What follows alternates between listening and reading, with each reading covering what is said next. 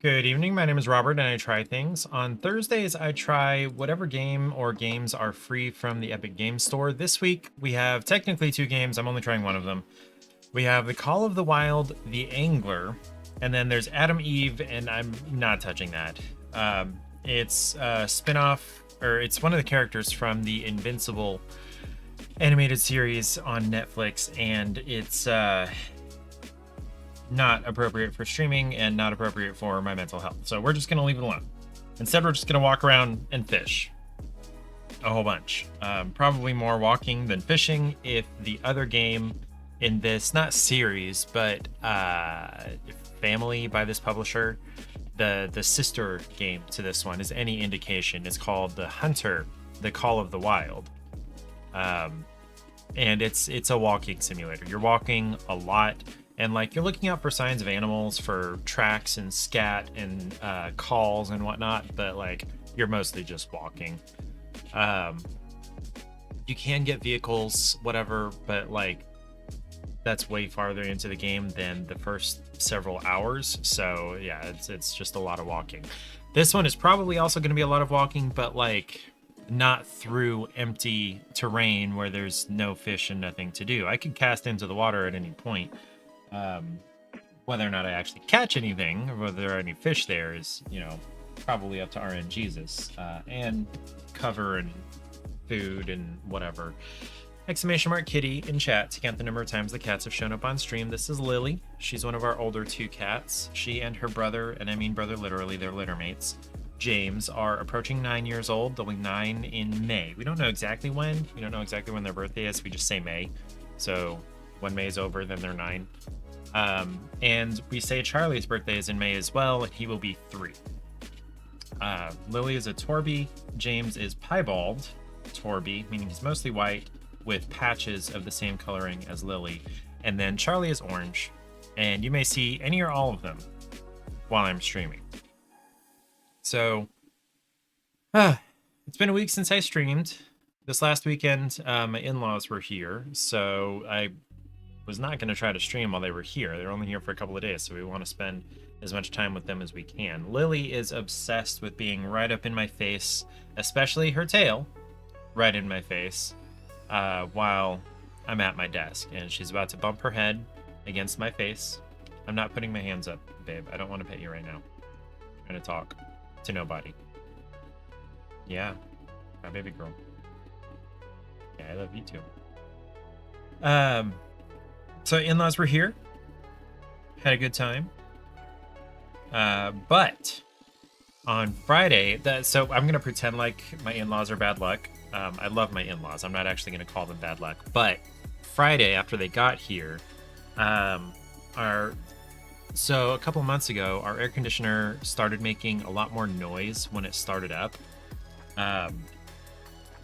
And we had what's it called? The HVAC guy come and look at it, and he's like, yeah, your blower motor is drawing too much power, and it's because the capacitor that's supposed to help it start, because electric motors need more power when they're starting than when they're running. So the capacitor that's supposed to store that extra power that it needs to start is going bad. So he replaced the capacitor, and he said, but more than likely, because it's been drawing too much power and having to work so hard to get started, the actual blower motor is probably going to go out eventually. And that was a couple of months ago.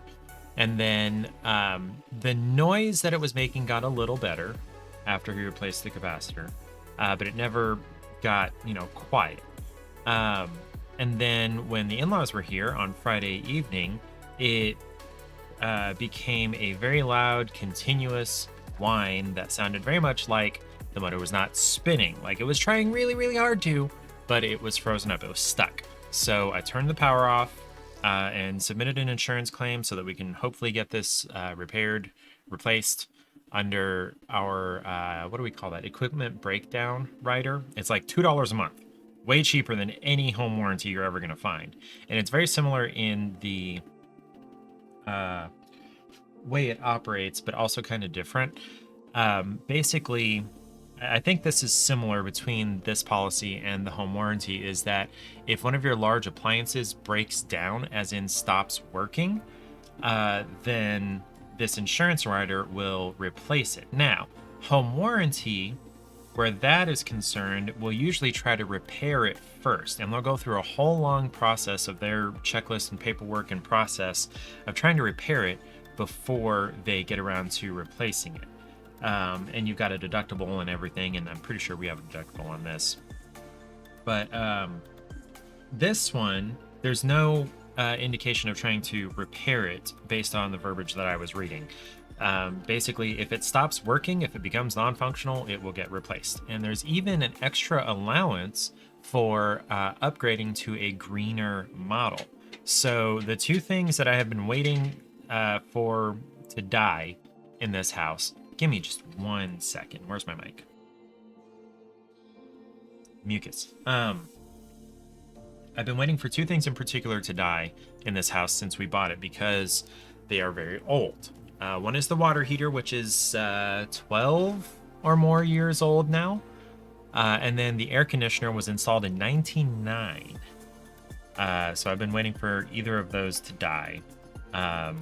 So that they can be replaced and not cost us thousands of dollars. Well, a water heater would probably be hundreds, but so it looks like the air conditioner is the first one dying. So I turned it off on Friday, and then on Sunday, just for shiggles, just to see how it would run, I turned it back on, and it seemed to be running okay. The motor got started after it had sat and, like, quote unquote rested for a while. And so it ran all day and most of the night just fine. And then my father-in-law, when his alarm went off at 6 in the morning for them to leave on Monday, was smelling burning. We can't really say smoke. I mean, it might have been electrical smoke or something, but it smelled like when your heater first starts for the season and the heating elements are have a little bit of dust on them before it gets burned off, you know. It smelled like that, but worse and stronger and everywhere. So, and we went down and it was screaming like it was stuck again, so I turned it off. So I finally heard back from the insurance company, and they said, yeah, you need to contact an HVAC provider and see what they have to say about it. And if they do decide that it needs to be replaced, either the motor or more likely the unit, the whole air conditioning unit, furnace unit, then we can get that process started. Basically, you'd pay for it and we'd reimburse you. And what was I saying? And so he came yesterday to look at it. We turned the power back on, and guess what? The motor ran mostly just fine. He tested it and said, yes, it is still overamping. It is still drawing too much power, and it's gonna go out sooner or later. It's gonna die. And then guess what? Overnight that night at like 4:30, I smelled burning throughout the house. So I turned it off, and it's staying off, and it's gonna be replaced, either the motor or the whole unit. I called the HVAC company back today because the estimate that they sent for replacing the whole unit was the like sales speak version, where it's like your monthly payment will only be between this range, and that's super affordable, and rather than the, you know, here's the entire several $1,000 cost of replacing the whole unit. And in order to do that estimate, they have to send somebody else here to look at the unit, look at the specs, look at the spacing in there, what things will fit, what kind of ductwork might need to be redone, and he can put together a detailed estimate that way. And so he'll be here tomorrow, and more than likely, we're going to get the whole unit replaced. Worst case scenario, we'll just get that motor replaced, which is like $931 according to the quote. which I guess is fine, but it's a 25-ish year old unit. So I'm gonna let him know that the insurance said, if you recommend replacing the whole unit, then they will do that. And I do like the way that they worded the estimates. There were 2 PDFs attached to the email they sent me. One was named concerns, and basically that was the one for replacing the motor. To address the immediate concerns with the system, we can replace the motor, and this is how much it'll cost. For peace of mind, that was the name of the other attachment, peace of mind. Here's, your monthly payment estimate for replacing the whole unit for peace of mind. And isn't that what home insurance is for? I'm going to milk this home insurance. This is almost $1,800 a year for this home insurance. Now, this particular rider is only $2 a month, but it's like, screw insurance companies, man. They make billions and billions of dollars on people that never have anything go wrong, but you have to have it, both legally and, nobody wants to be ruined if their house burns down and they don't have insurance to cover it. Or blows down or gets flooded or whatever. We don't live in a flood area, so we don't have to have the extra flood insurance. I don't know why flood insurance is extra. It's just like having dental insurance and eye insurance be extra on top of health insurance. That's stupid. All these add-ons. No. Health insurance is just do the whole body, all of it. Home insurance, do the whole house. Now, I did read in our policy, if we're out on a boat, have to be on the boat. If we're out on the boat and phone falls out of our pocket, they'll replace our phone. The home insurance will. Yeah. Anyway. So the... What am I trying to say? I mentioned earlier that there's a provision for extra money for switching to a green version of whatever it is that this homeowner's rider replaces. I was hoping the water heater would go out first so that we could get a tankless water heater. It would not fit in the space where the water heater is now. We'd have to put it in the garage, and there's space for that, and we could move things around and whatnot. But there's like extra $3,000 for upgrading to a green model. So that's definitely something I'm going to do when that water heater dies. And I don't know what would be more green than just basically replacing what we've got with a comparable natural gas furnace. In cold climates, over the long run, natural gas is more efficient than an electric heater. Electricity is cheaper to run for heating in a general sense, but over the amount of time that a heater needs to run, electric heaters run cooler than gas heaters, meaning they have to run for longer. So they end up using more energy and cost more than a gas heater. So it's in areas where you really need a heater to like survive the winter, it's better to have a gas heater. So that's what we're going to do. What was I going to say? I don't know. We'll see how that goes. I'm just waiting for the water heater to die so we can get a tankless. Now, something about tankless water heaters. A lot of people... I've read stuff about getting tankless water heaters where people warn you, don't assume that this is going to be instant hot water. Because it still has to travel from wherever it is to wherever in the house it is that you turned on the faucet. The only way you get instant hot water is if you install the small ones under or behind or whatever, near whatever it is that you're using the hot water on. They have smaller electric ones that you can put like in the cabinet under your kitchen sink or whatever that will get you instant hot water because it's generated right there under the sink. But you have to have one for each device that uses hot water. And so that would get really expensive really fast. And if anything goes wrong, you're having to do service and whatever on multiple units versus just the one big one is covers the whole house. And yeah, you have to wait a few seconds for it to get from the heater to your faucet or shower or whatever, but it's fine. It's just like having a tank water heater, but it's not keeping the water hot all the time. It's only heating water when you're running the hot water. So another thing that I try is snacks. I finally have some additional snacks to try. I have Oreo Space Dunk, a galactic, hold on. Oreo Space Dunk. Five galactic designs and cosmic cream with popping candy. So they've got, what do they call them? What are the popping candies called? There's a specific name, like a brand name, whatever, in the cream.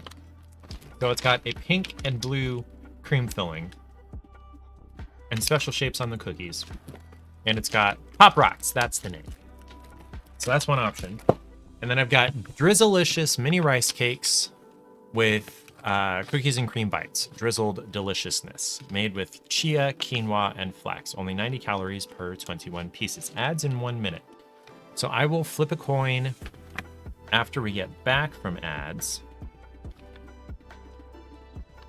Ingredients: rice crisp, white rice flour, cocoa, processed with alkali, cane sugar, flax, whole quinoa, chia, salt, flavored coating, which is sugar, palm kernel oil, natural flavor, and salt, sunflower oil, seasoning, which is sugar, dextrose, natural flavors, and salt. So total carbohydrate, 4 grams of added sugars per serving. But it is only 90 calories per 21 pieces. There are some Lindor truffles that are upstairs. There's a cheesecake one, and I forget what page said the other one was, but I don't feel like going upstairs to go get those. So once ads are done, which should start any second now, I will flip a coin for those. Heads will be the Oreos, tails will be the cookies and cream bites. While we are on ads, I'm going to talk about Generation Zero. That was free several weeks ago. No, it wasn't. Wait, how did I get Generation Zero? I got it through Steam, apparently. Was it free? Was it really, really on sale? How did I get it? Okay, let's look at my transaction history. Anyway, I've been playing a lot of it. I've beaten the story, and I've beaten the big bad Reaper boss. I cheesed it, though. That's the thing. There was a glitch that happened where the Reaper was in and around some other machines that were fighting each other. There are 2 factions of machines. There are the ones that are from Phoenix, which are Swedish. And then there are the Russian machines, the Soviets that have come in to help and landed and brought their own machines. So they fight each other, those 2 factions. And then if you hack a machine, any machine will fight it, whether it's of the same faction or not. Contraband Police, Lightyear Frontier. What is that? Oh, it's another farming sim. Hi, Lily. Welcome back. Battlefield. Okay, that's all of them. So, inventory? No. Where is this gonna be?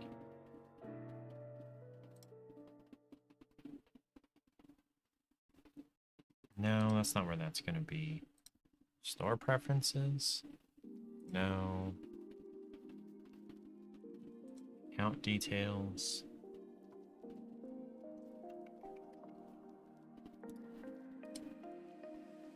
Purchase history. There it is.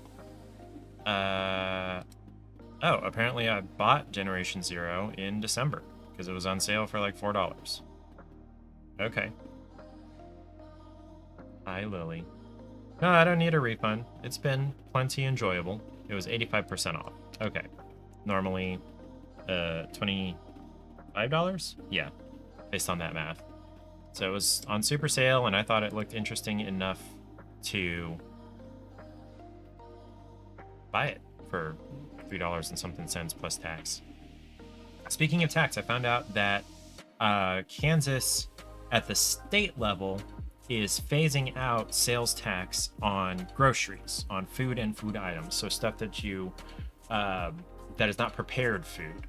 So that's most things in the grocery store. So it went down a couple of years ago. It was like 6.5%. Then it went down to 4 last year, 2 this year, and then next year it will be 0 sales tax on groceries, which is good. Kudos. But the reason I know that is because my brain kept me up the other night about what would you do if you ran for office? What would your platform be? What would your speeches be? What would your ads be like? How would you reach out to donors and things like that? And I'm just like, brain, like, it's a good idea, but I don't actually want to do that. Let me sleep. Yeah. Anyway, after that, I looked up sales tax rates and things like that. And so, yeah, Kansas is getting rid of sales tax on groceries, which is good. Okay, so we've got our 2 options for snacks, our Space Dunk Oreos and our Drizzlicious Cookies and Cream. Heads, tails. Hey Google, flip a coin. It's not very fast. Heads, we get the Oreos. Score. Okay. Oreo Space Dunk. Okay. So we've got the 2 layers of the pink and the blue filling. This way. And so there's 5 designs on the cookies. So this one's a star. This one is a space helmet. I guess there's a rocket one somewhere. It's another star. There's a rocket. This way. So we're going to try the star one first. One serving is 2 cookies, 140 calories. Okay. So I don't know that the cream is going to taste any different, but it's got Pop Rocks in it. So we'll see how that goes. Let me cleanse my palate from the whiskey so that doesn't affect how I'm tasting this. And I totally should have had Stream Elements bot tell us to try, or tell us to stay hydrated at least once now, close to twice. Okay. So our star Space Dunk Oreo.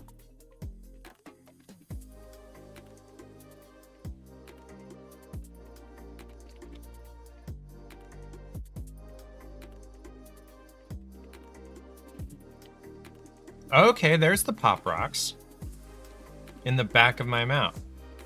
Can't really feel it, but I can hear it. Huh. Oh, you may have heard that one. You don't want to look in my mouth. Oh.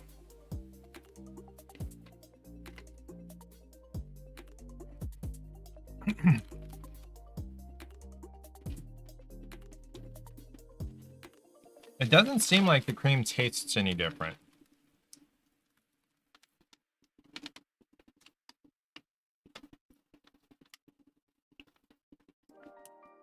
So it's just funny colored Oreos with funny cakes with Pop Rocks in them. I think the Pop Rocks are going to prevent me from eating more than 2 of these at a time. Which is an odd sensation. I haven't had Pop Rocks in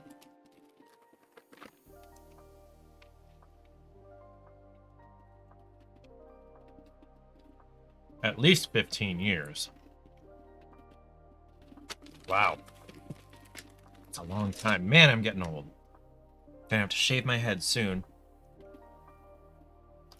This is... What is this? Is it a robot? No, it's a telescope. Telescope. Okay. Ha.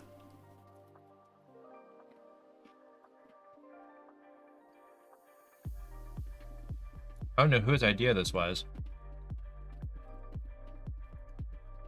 It's worth a try.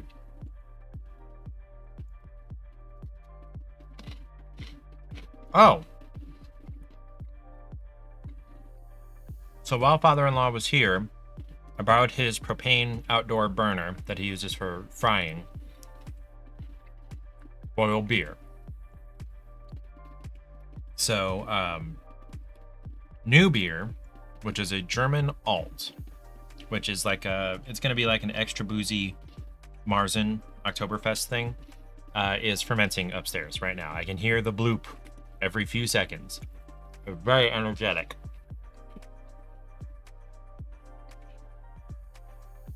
I got a new bucket for bottling, so that should be fun. Okay. I believe we had stalled long enough. Let us try Call of the Wild, the Angler.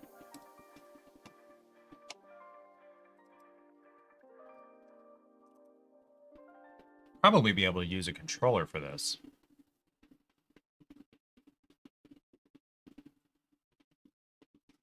What is this?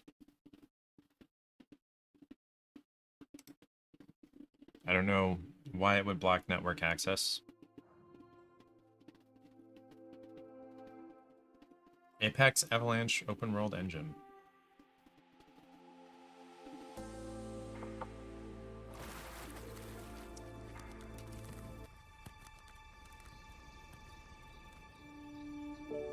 Ooh, what is it pretty. about your hobby that keeps you coming all the way out here? Is it the freedom? Wandering in search of that perfect spot?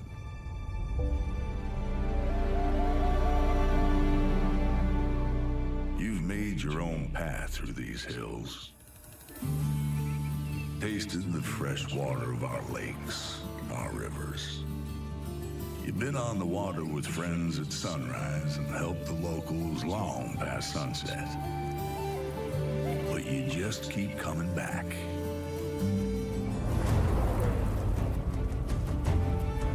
At this spot, you got a pretty good idea what's lurking beneath the surface. But there's only one way to find out. Whether it's the one you write home about or the one that gets away, that feeling is what gets you hooked.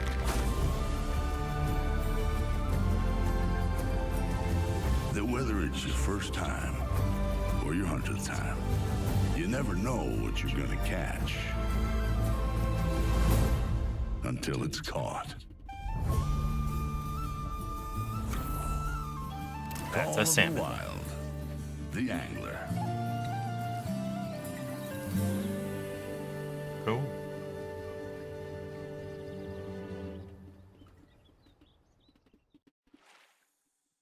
Can I use a controller? I can.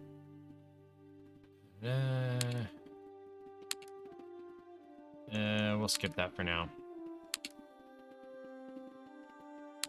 Let's just play.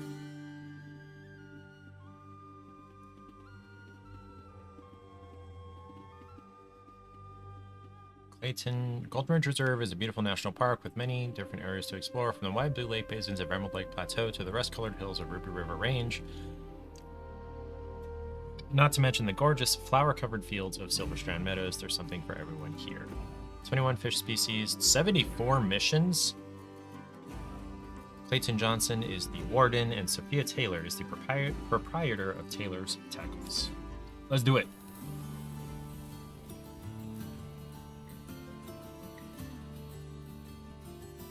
I'm Clayton David Johnson, and I would say this here is my park.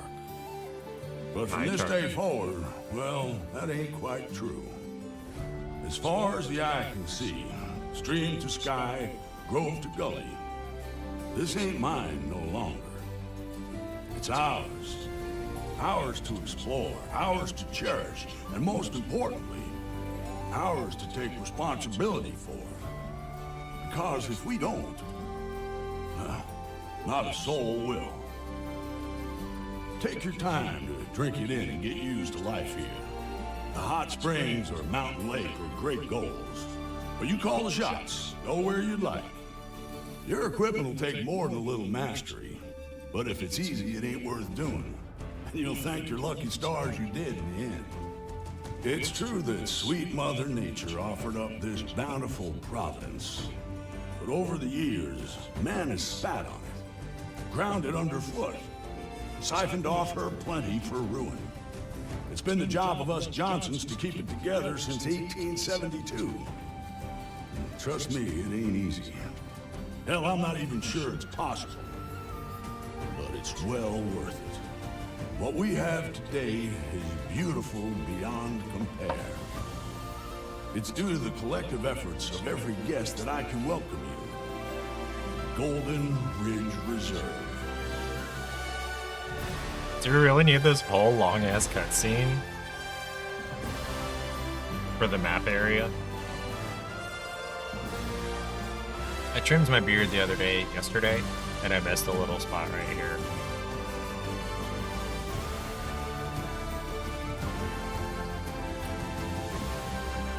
Don't tell me I have to walk across all of that.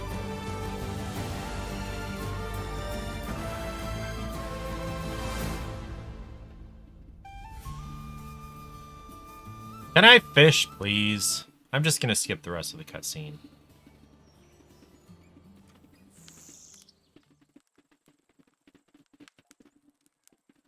You are...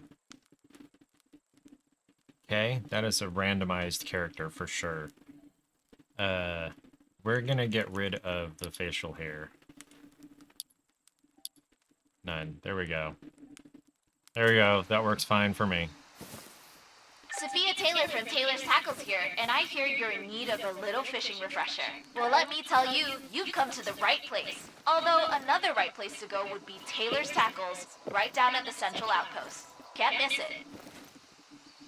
Welcome to Golden Ridge Reserve. To ease you in, you'll be presented with some short explanations and instructions. These instructions will cover the controls and how to catch your first few fish.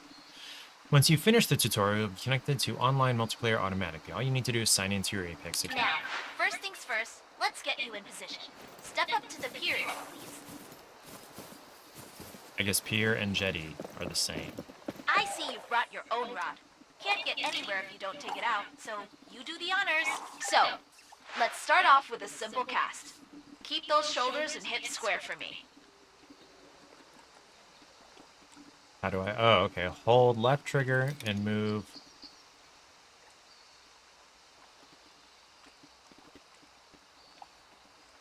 Reel it in. Take your time. Get used to it.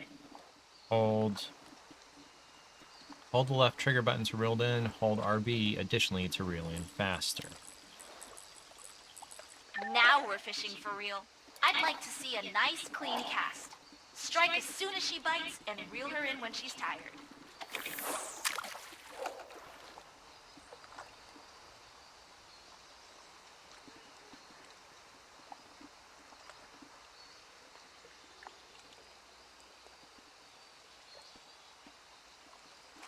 Oh, is that a fish over there?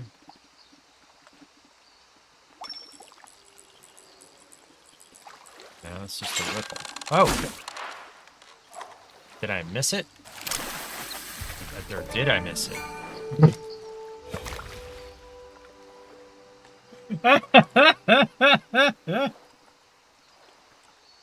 She's so proud of her little guppy.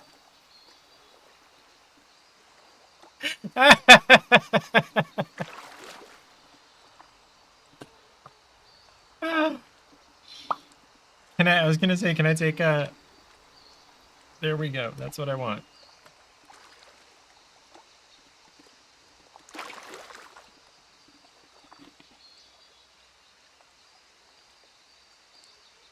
Wait, how do I take a screenshot? Whatever. Okay, let's release the fish. Catching fish will earn you XP and credits. Credits allow you to buy new equipment and apparel from the shop. Earn enough XP and you will level up, unlocking additional equipment in the shop. Congratulations! She's a beauty. The fish here aren't yours to keep, so even if you love her, you gotta let her go. Follow the path to the shop.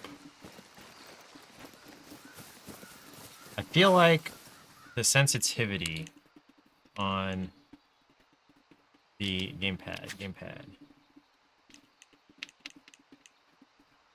X-axis? Yeah. Let's turn down the sensitivity there.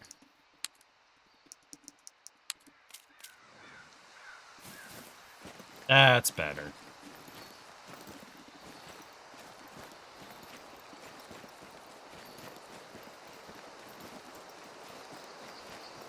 Okay, so if I press in on the left stick, it will auto walk.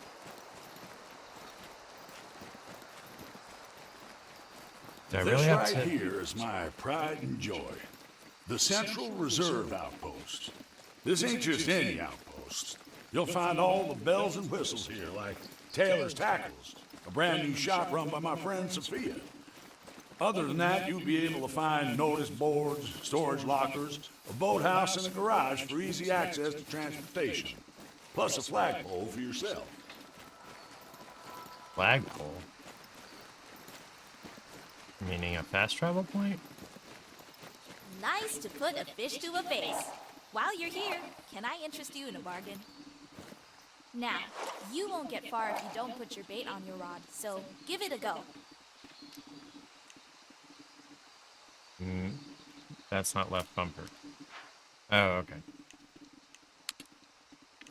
Minnow. Okay. Catch another fish. Go to the jetty. Which jetty? The same jetty? Different jetty. Different jetty.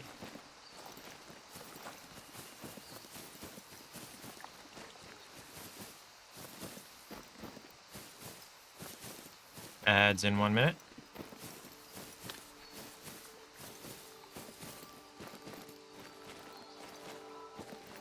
Bear Lake. Can I run off into the water?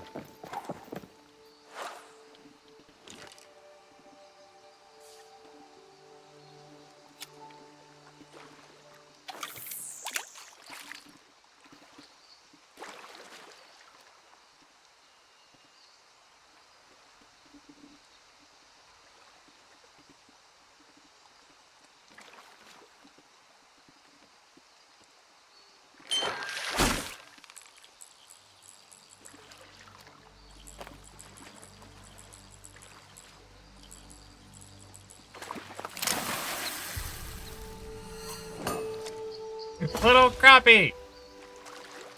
0.11 kilograms. New best rank. Traits. What are those traits? What do those mean? It looks like something along the lines of they give a hard strike and they sense vibrations.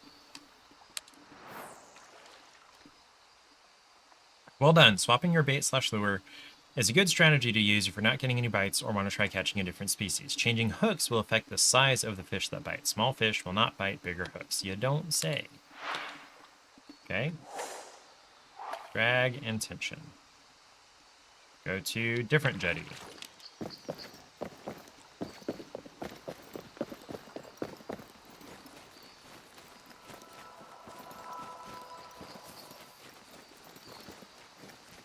Pretty flowers.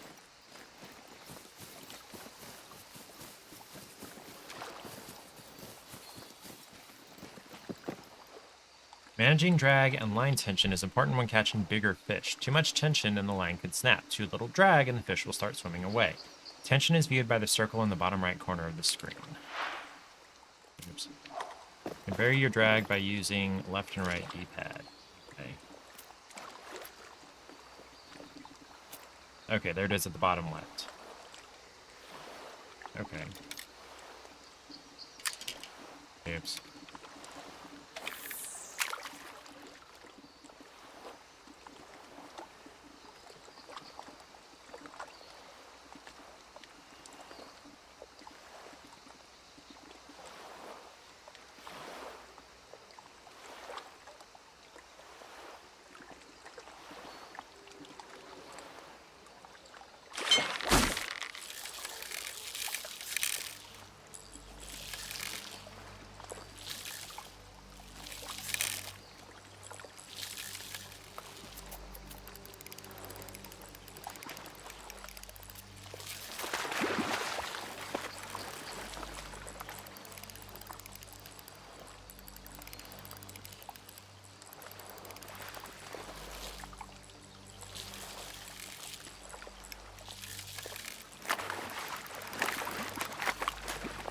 This is apparently a bigger fish. Secure the catch.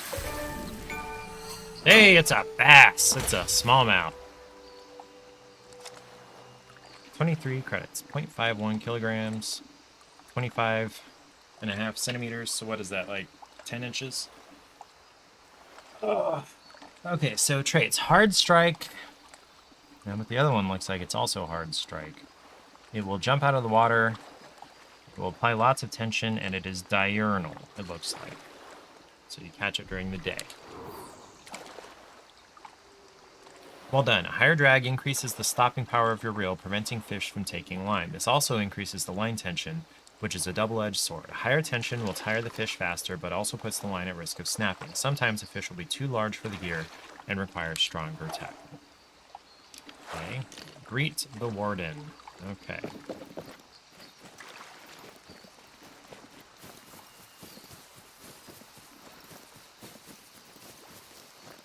I'm having to, like, ignore my brain about sprinting through the open because you don't want to do that most of the time in Generation Zero because I take it machines you will got my message. catch you. Welcome to the reserve, buckaroo. The warden works to protect the environment in the park. He asks visitors to keep an eye open for invasive species, invasive plant species, diseased trees, and malfunctioning equipment, among other things. If you see one of these objects, you can interact with them to let the warden know. Okay. Now what? Take a mission from the challenge board. The challenge board holds different types of challenges and other calls to action. There's a challenge board at every outpost in the reserve. As you complete challenges, more will unlock. There are 3 different types of challenges. Each one involves finding a location and catching a specific fish. This board also has 2 unique missions. The Golden Tour leads you around to the key locations in the reserve, while Taylor's Tackle Academy teaches the fishing mechanics in detail. These missions are recommended for new players. Yeah, boy. Okay, got the Tackle Academy. 4 classes, each involving a series of objectives followed by a challenge. Recommended for beginners, you're able to follow these classes for extra information in between your own exploration and fishing. Cool. This class will cover float fishing, baits, and hook depth. The lesson will continue when you reach the marked location. A map challenge. Reach Diamond's Peak. That's an island. No, catch a bronze rank smallmouth bass. Oh, okay. At the map location. Okay, well, a photo challenge. Catch a bronze rank sturgeon. Okay. Catch a bronze rank crappie. Bronze rank smallmouth. Oh, a missing cat. Raymond. Bottom fishing introduction. Okay. And taking the tour. Neat! What is up, Errant? Good evening. Happy Thursday. Happy almost Friday. We are trying Call of the Wild, The Angler. So far, it's not so bad. There's just a lot of tutorial pop-ups, which I guess could be worse. It's not the worst batch of tutorial pop-ups I've read. None of them are like, 3 paragraphs long so far. Welcome to the bottom fishing tutorial. Bottom fishing, also known as ledgering, is a technique used to target fish that lurk near or on the bed of lakes, streams, and other water bodies. Okay, so I got a bunch of missions. And his name is John C.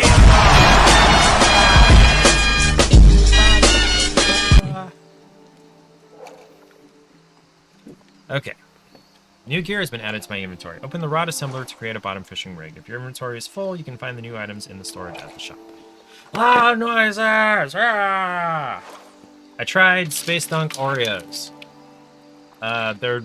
They taste just like regular Oreos, except they have pop rocks that go off at the back of your mouth.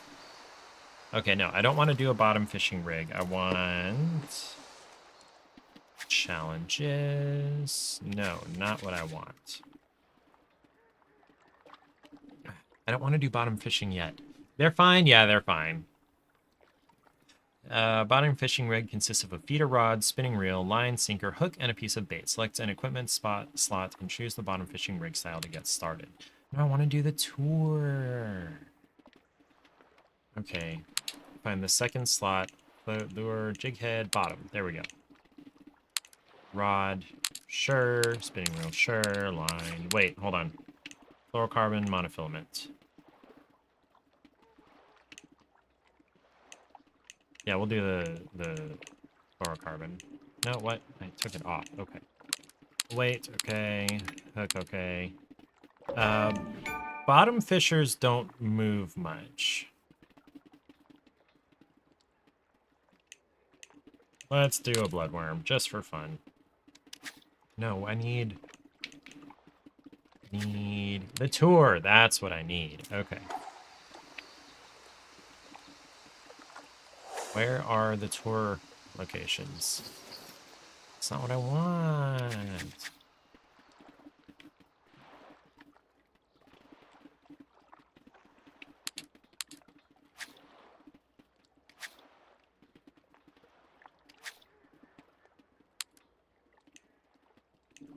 Okay, fine.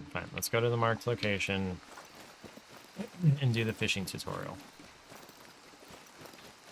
Lovely afternoon for a fish. You know where I am. Thank you, Sophie. That was kind of surprising. This has auto run, thankfully.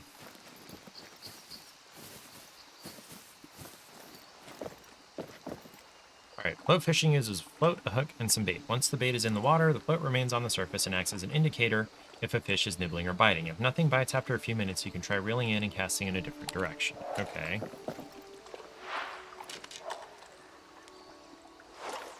Equip the bloodworm bait. I did not equip the bloodworm bait. Hold on. Bloodworm. Okay, catch a fish using a bloodworm. Probably fish over by those pylons.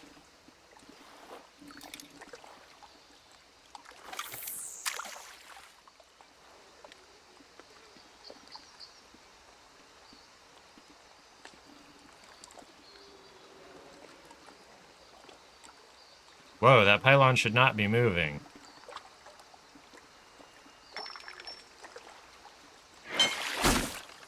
What was that tinking sound?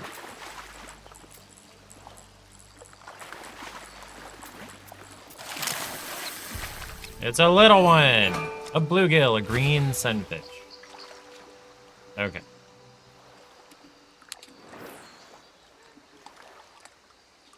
Hook depth is a measure of the distance between the float and the hook and can be changed before casting using the up and down D-pad. A lower hook depth allows bait to reach slightly deeper areas in the water, luring out fish that are swimming deeper or hiding out in nooks and crannies. Change your depth. Set the hook depth lower. Set it higher.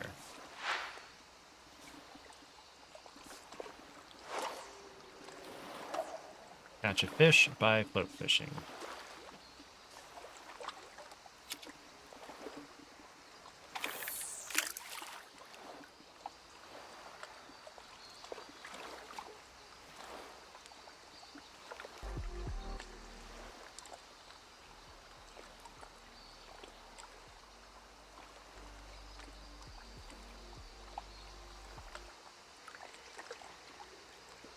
That pylon shouldn't be moving.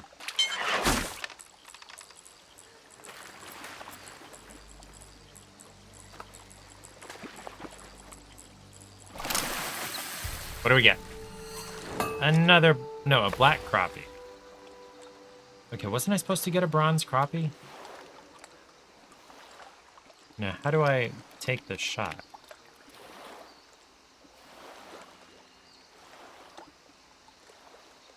No, I don't need to do that. Okay. No! Damn it!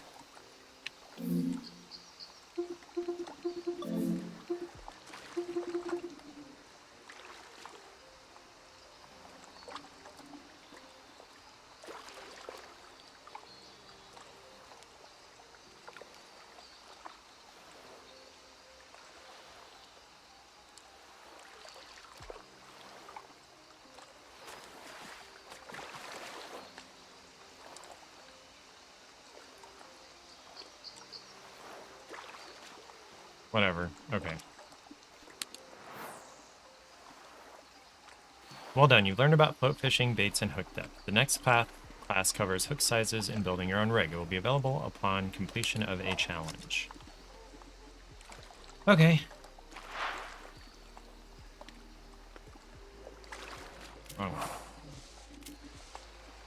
Beginner challenge 1. Catch 5 fish. Well, I can catch fish at the same time as I'm doing the bottom fishing tutorial. So, go to the marked location, which is...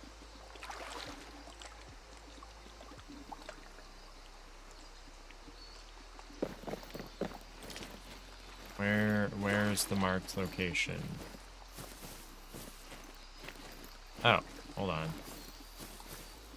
see it on the compass. I don't see it on the screen. There it is. Okay, so it only shows if you're within 200 meters of it, and at that point, it disappears from the compass at the bottom left. Okay.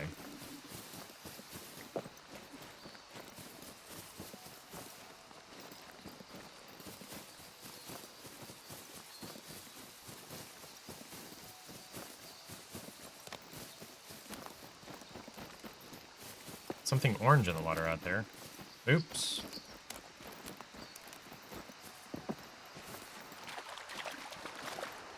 Bottom fishing rigs have a light, flexible end called a quiver tip. This is what you'll be looking at for bite indications. If a fish is nibbling at the bait, you'll see short, sharp movements at the tip. When a fish is biting, the tip will bend even more. Be sure to keep the rod at an angle to your cast, under just enough tension to give a slight bend. Be careful not to get too excited, though. A natural ebb and flow of the water current will cause some tip movement, too. Okay. Catch a yellow perch.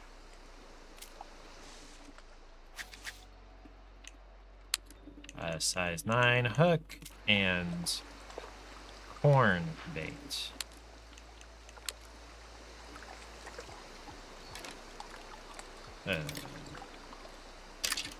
Oops.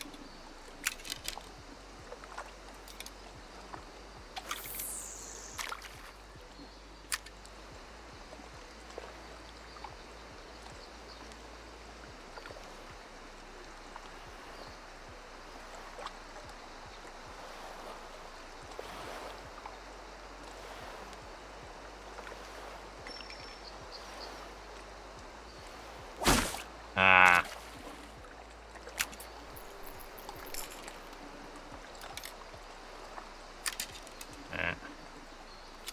I will get this casting eventually.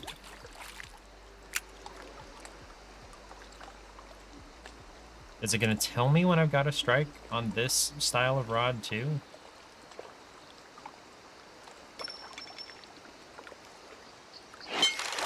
Yes, it is.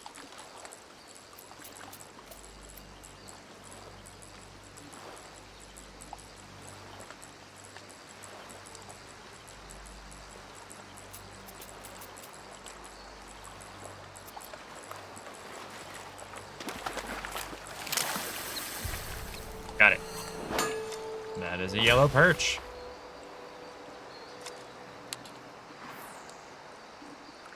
Why have we given fish such weird names? Black crappie, lumpsucker, dumb gulper shark, slippery dick, sarcastic fringe head. I mean, just like birds, great tits, and hot-breasted milfs and whatnot. Nicely done. While bottom fishing, moving the bait around will make it progressively less effective, so it's best to cast as accurately as you can. Interesting. Go to what marked location? Across the water. No, I'm not going to be able to go across the water like that.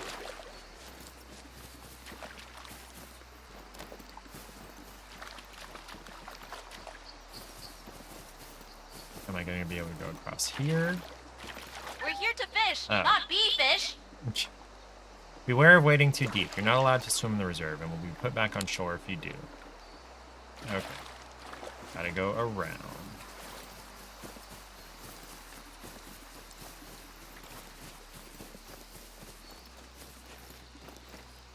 Next up, let's try something different. Shovel-nosed sturgeon. Well, okay, that one's just descriptive. Love to lurk, but they're not so keen on corn. Remember, the bait will become more effective as it sits on the bottom, but less effective if repeatedly retrieved after it has settled. Okay, so what do they like? Natural bollies. Size 9 hook, that's what I've got. Okay.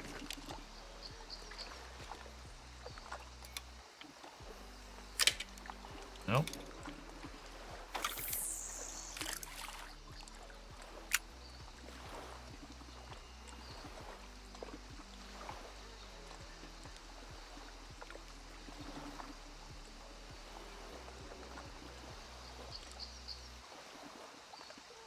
Should I be casting over into the plants? To my right? Maybe I should. .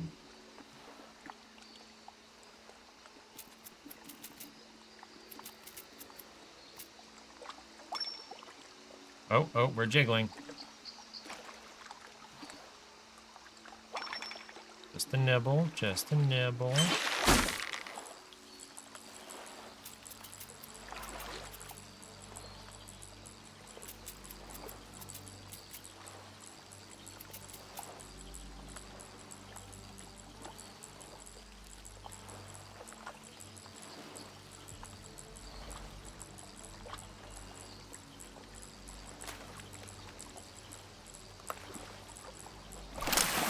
Got it.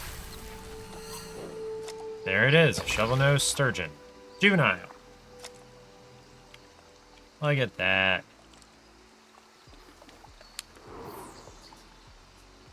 She had a mustache when it first randomly generated her. Well done, you should now have everything you need to go try bottom fishing in various locations across the reserves. Mission completed, bottom fishing tutorial. Sweet.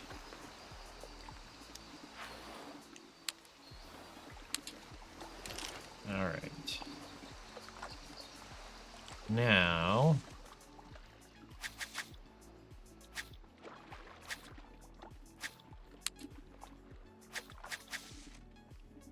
Man, these places are far apart. Okay, so the closest one... Do I have to?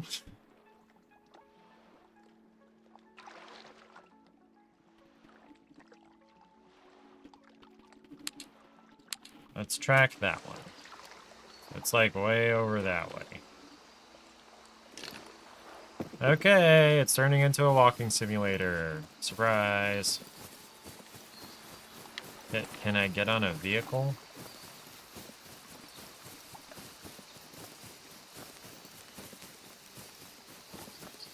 I hope I'm going the right way.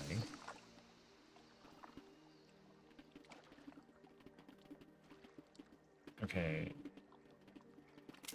Hold on a minute. No, I think I have to go across that bridge. What does your weekend look like, Eric Knight? 1.5 kilometers. Yay.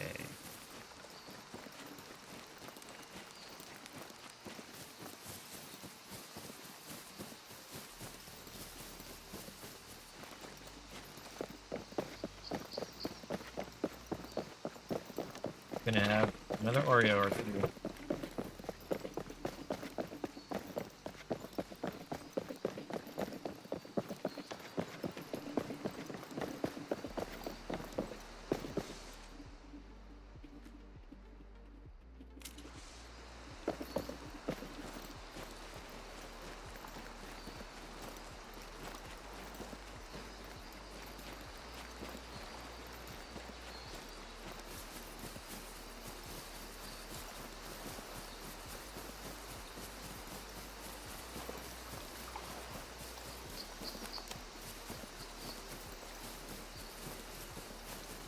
Looks like you'll be dropping everything to finish designing the D&D adventures because Active forgot to tell you his availability for the month, and it's this weekend.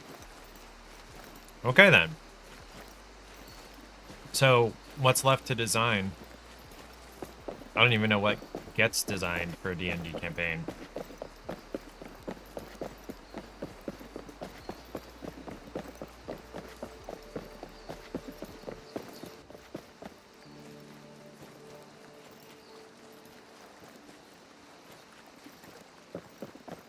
I wish I had a vehicle.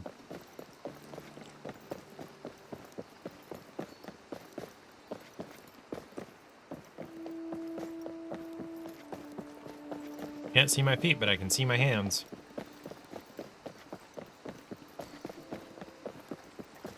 One more Oreo and that'll be good.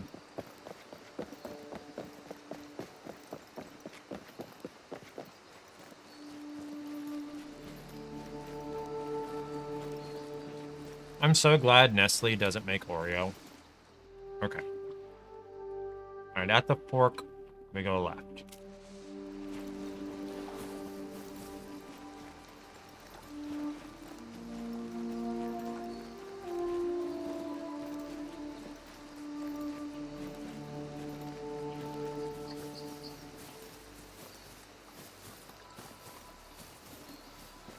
There's a building over there.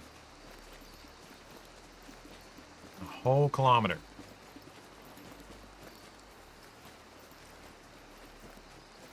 You're the DM, so you have to write up all the adventures. You have a general idea of what they're doing, but you need to get the maps together and the enemy stats. And write up the adventure flow based on the character's presumed actions. Presumed! Everything I've ever read about a D&D campaign is, it's very similar to no plan survives first contact with the enemy.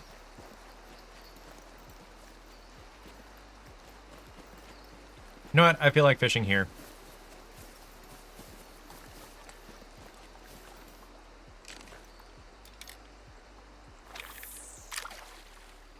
What bait do I have? I didn't even notice.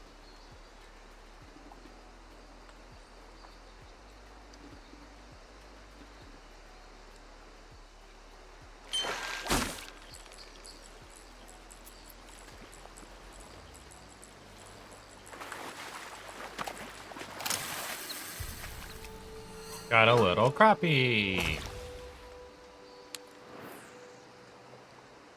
Try a different bait.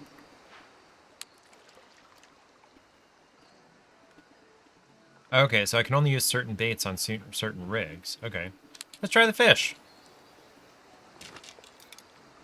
Oh yeah, they've totally derailed stuff before. It's 100% trying to tell a story with no control over the novel's protagonists. Wow.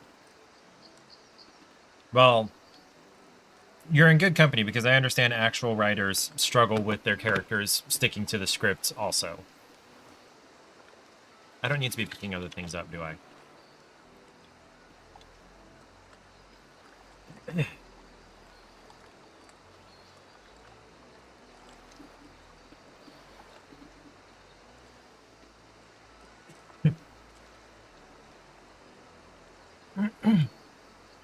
Not TikTok. Oh, you saw a video on TikTok or Instagram, whichever, where it was like, okay, so imagine D&D is like trying to write Lord of the Rings, but in the first part of the book, Frodo decides to eat the ring. Yeah. Yeah. Am I not going to catch anything with the eggs?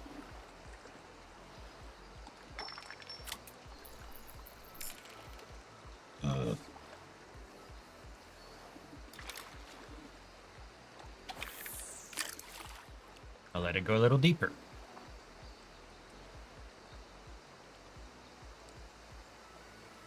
By the way, there are no C's in TikTok. Just so you know. Oh, you get to hear about the saga of the air conditioner. The blower motor is dying.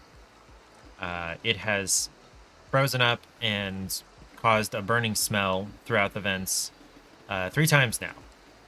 So we're hoping... Oh, I heard a tinging sound. Yeah, there we go. You knew you spelled it wrong. You also decided you didn't care. Yeah, I don't actually care either, except in the spirit of correctness. Sunfish. Okay. They are expensive. However, we have an insurance rider for $2 a month. It's an equipment breakdown protection. So the blower motor is dead. The air conditioner does not work. Guess what? We're more than likely going to get a whole new air conditioner. Or at least the inside, you know, blower and furnace system and everything. So it's not all bad. And this time of year, it's okay to not have it running. It's a little cool, but it's fine. Where exactly am I on the map? Okay, I'm just gonna follow the path. Gotcha. I've been waiting for both the air conditioner and right next to it the water heater to die. I was actually hoping the water heater would die first, because it's probably calcified all to hell inside because there was no water softener until we put one in. And I get really inconsistent temperatures out of it, and it's, you know, 12-ish years old, something like that. But it has to fail. It has to be inoperable, stop working, in order for the insurance to replace it. So inconsistent temperatures does not count as not working, unfortunately. But blower motor burning up and not running, that counts as not working. That counts as a breakdown.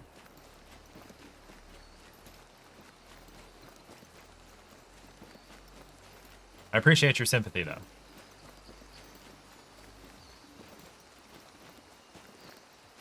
You might want to potentially talk to, if you own your homeowner's insurance about any kind of equipment breakdown protection. It's a lot like a home warranty, but cheaper and kind of simpler. Like I said, this is $2 a month. And if it breaks down, they will just replace the thing. You had to do the whole furnace replacement thing just 5 months ago. I remember now. Eesh. Well, I mean, water heater, dishwasher, stove, air conditioner, compressor, if you have a heat pump unit. Yeah, pretty much any of your major appliances. TV, I think, refrigerator. Now, it's simpler in the fact that it breaks down, it gets replaced, but it does have to be all the way broken down. And it's not going to be, they're not going to try to repair it. They're just going to replace it rather than what a home warranty does, which is they're going to try to repair it as well or as much as they can until they get through whatever procedure they have for deciding, okay, it's not repairable, we're just going to replace it. Okay. Wata Mill.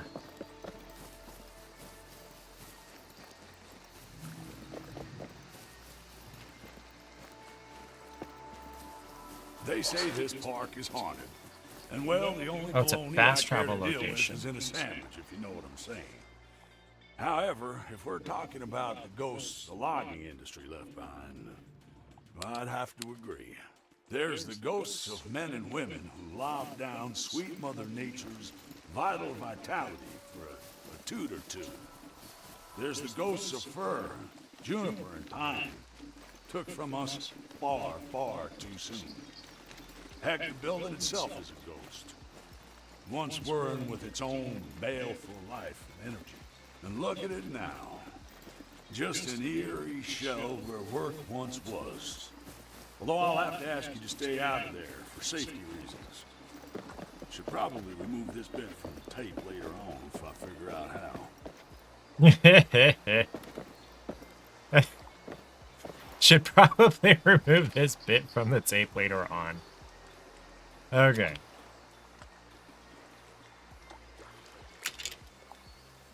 Actually, I want to change my bait. Do barley. Let's do barley, just for shiggles.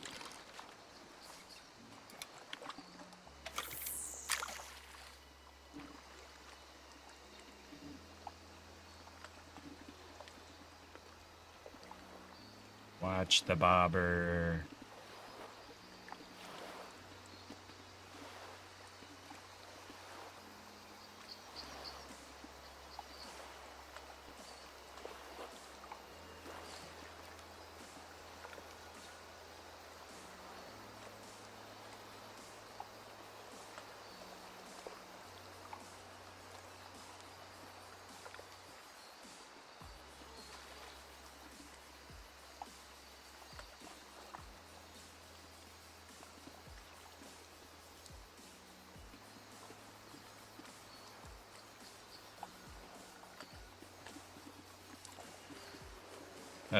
Okay, we're gonna try over there.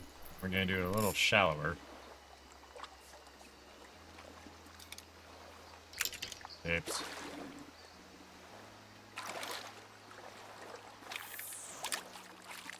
Do you like barley, whatever you are?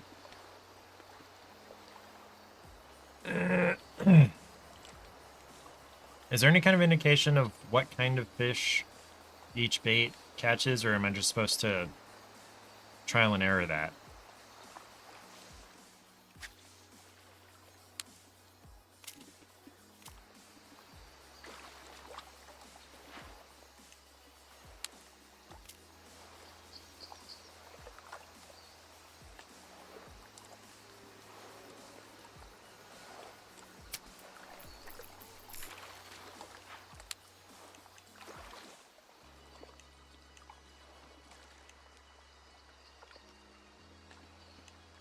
Hot dog.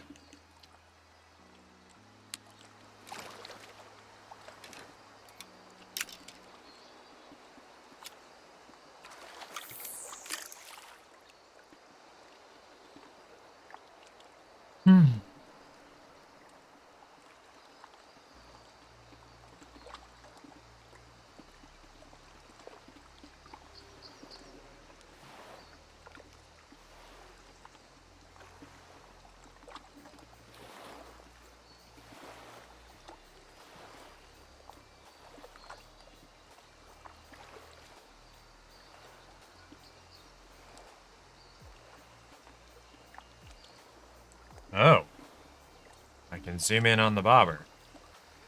Or the tip. Okay. I don't see any fish down there. But yeah, this is totally another walking simulator. Okay. So let's look at...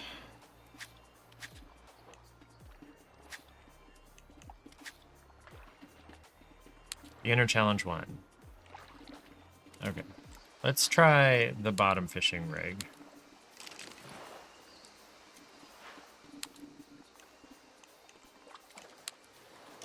Hot dog. Hot dog.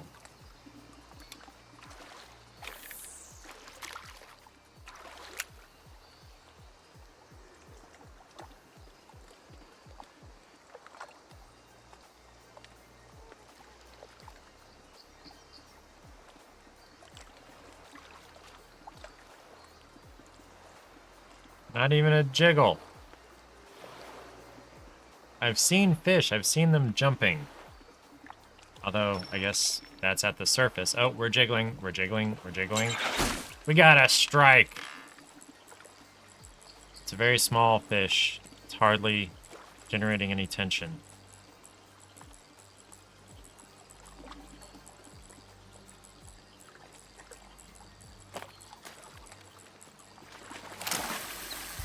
What is it? What'd I get? It's a yellow perch. Okay, I wanted to catch one thing before I tried to go running up to this next waypoint. Hold on. So, going back out.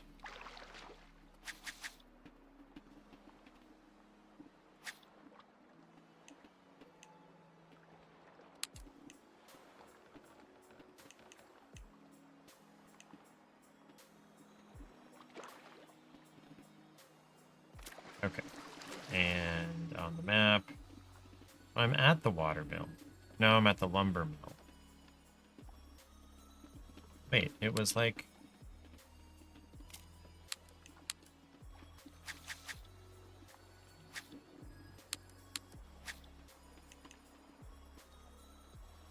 No, that's not what I want. Where's the... Oh, the golden tour. There it is.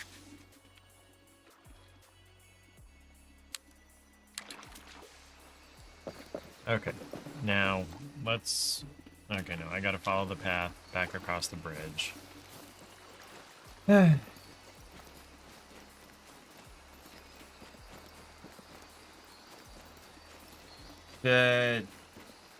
good part of this game is not very stream conducive, is it?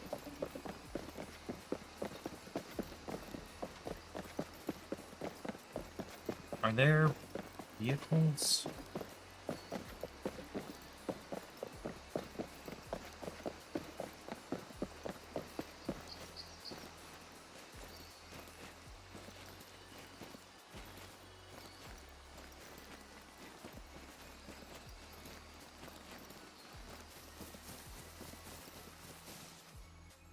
Okay, I can cut across this way. Don't have to follow the path.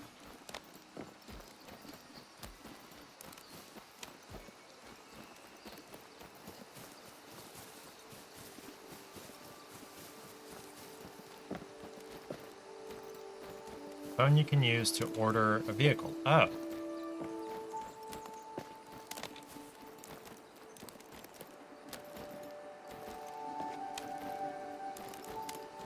Side of cabins for ordering cards, and at the end of jetties for obtaining a boat.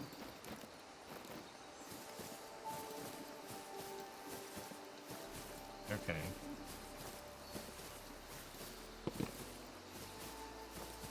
Two kilometers. Half of your Skyrim run was just you walking from place to place with an occasional saber-tooth attack in between, so yeah. Yeah. Saber-tooths and wolves and frostbite spiders. And bears. Oh my! That's, the reach for you. Although no, not really the saber-tooths. They're mostly in Whiterun.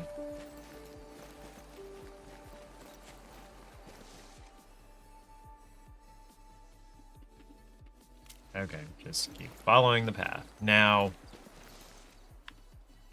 where this crosses here, I might be able to get a vehicle. Maybe.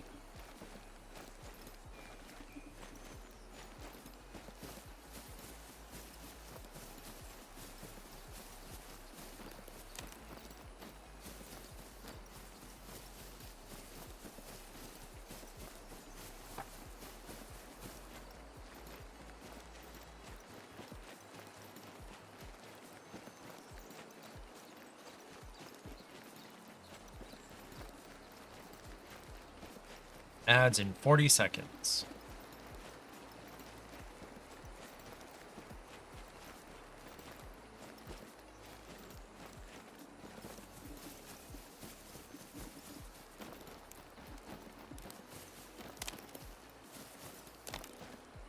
Okay, there is not a place to get a vehicle at this trail crossing.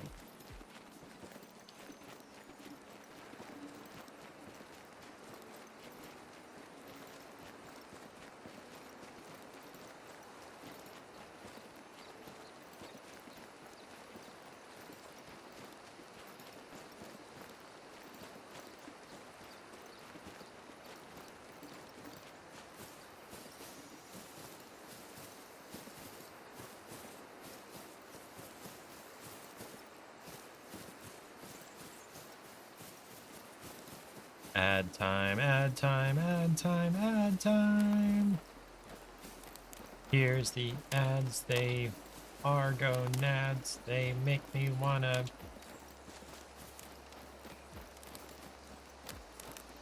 I don't know what. Okay, so I'm supposed to be able to, like, report invasive plants, broken equipment, and such, but, like, how am I gonna recognize invasive plants? Okay, Robert, just get back on the road. Just follow the road. Simply.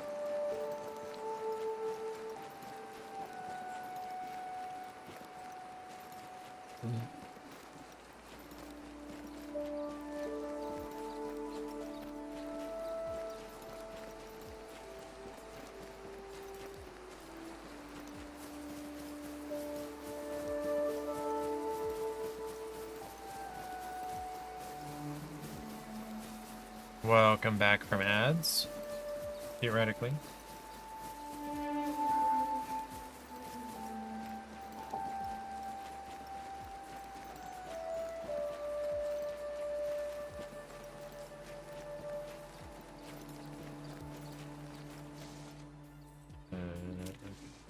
Let's follow the road.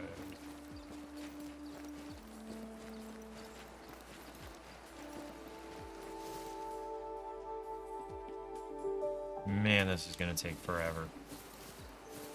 It's only a kilometer as the crow flies, but I got to go all the way around. And now I wonder, I might be able to get on a boat at this jetty and go up the river a lot faster. We'll see.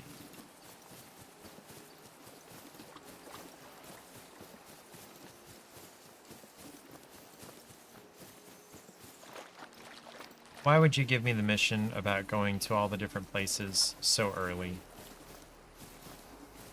It takes so much time. Okay. Ah, crap. Fell in the water. Alright. Let us call a boat. Now that you've called your boat, simply walk onto it and you'll be automatically seated. If you want to get out, interact with the jetty and use X. Okay. Walk onto the boat. Okay. Yeah, a boat requires power in order to perform a turn. I can't see... Okay. See, I can't see shit, but I gotta get up on a plane.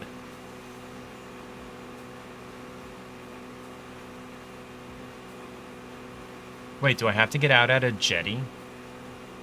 Can I not just... Report. Oop, hold on. It's an invasive. Okay, that's how I recognize invasive species. Nasty hyacinths that'll put the whole park up the spout. Can you find me many more, Buckaroo?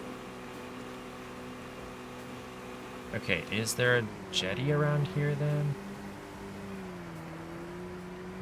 Can I just beach it?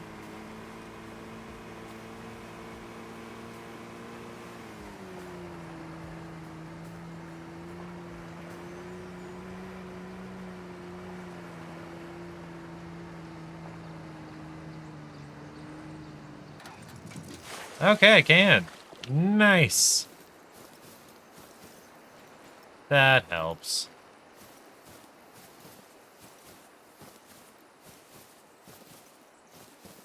Hopefully I'm on the correct side of the river and I don't have to cross again.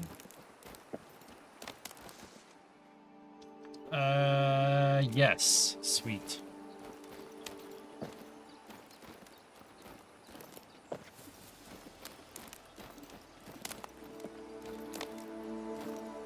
I do have a jump, but it doesn't really help to jump over things.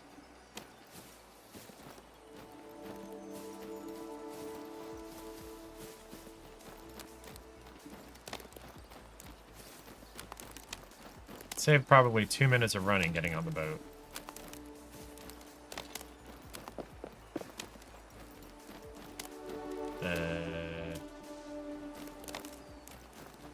Rock formation.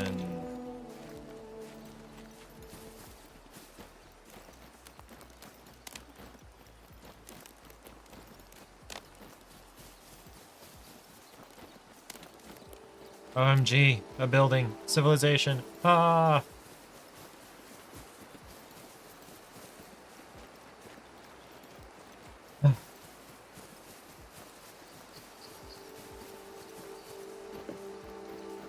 Studded right in the center of towering alpine peaks is our Silver Strand Meadows outpost, offering shelter to travelers from the mountain trail. Much like any other outpost, you'll be able to find notice boards, storage lockers, a boathouse, and a garage for easy access to transportation, as well as a flagpole for yourself.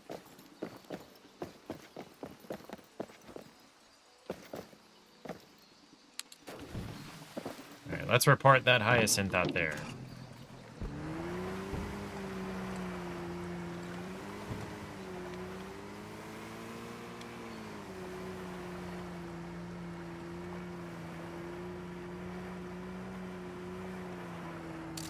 Everything is food for something, Buck, and these nasty hyacinths are no exception. Those beetles won't believe their luck. You're a quarter down. Okay, so there are 8 hyacinths around. Okay.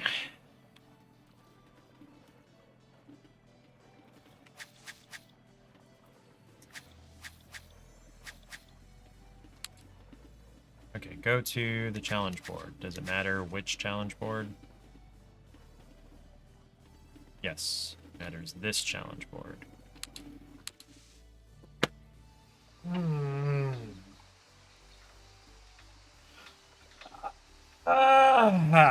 Okay.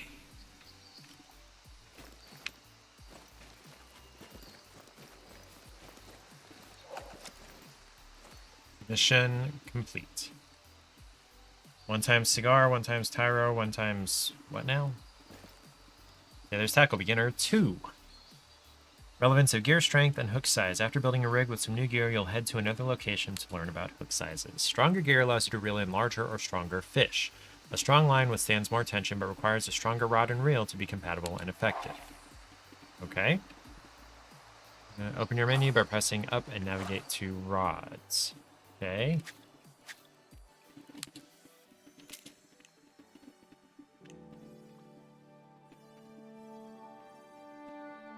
Oh, rods section here. Okay. This is the rod builder where you can set up your own tackle. Select an equipment slot, choose the float fishing rig style, and use the equipment given for this class to build a new rig. Okay. Right, float, okay. Alright, so same rod, same reel.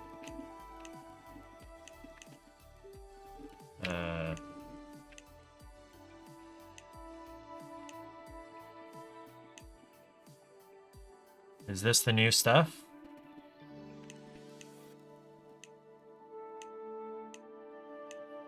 This is thicker, I'll do that. cigar. Hook size 10. And we'll throw a bloodworm on there. Using the maiden rod tyro reel, 2 kilogram, 4.1 pound, 4.41 pound fluorocarbon line, and cigar float.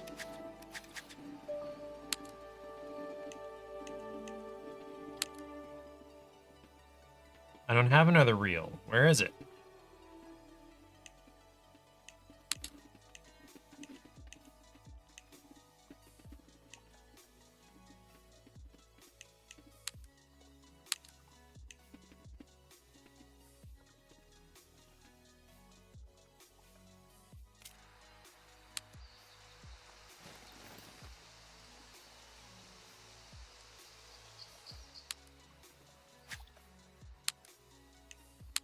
Butt fishing.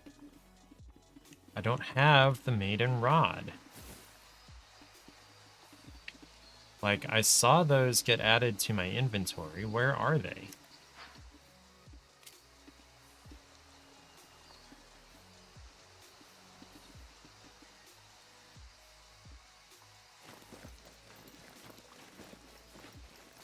Salutations! Beautiful day we're having.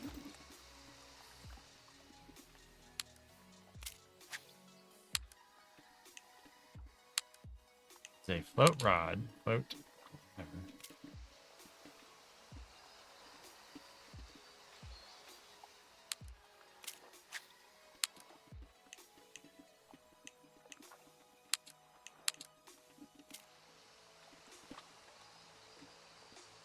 Take a look at these.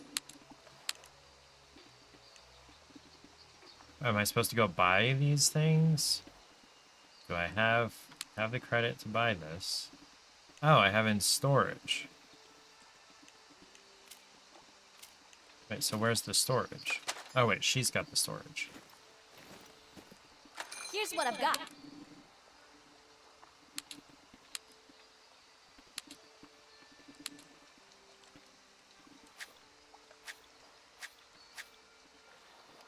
Reels, okay.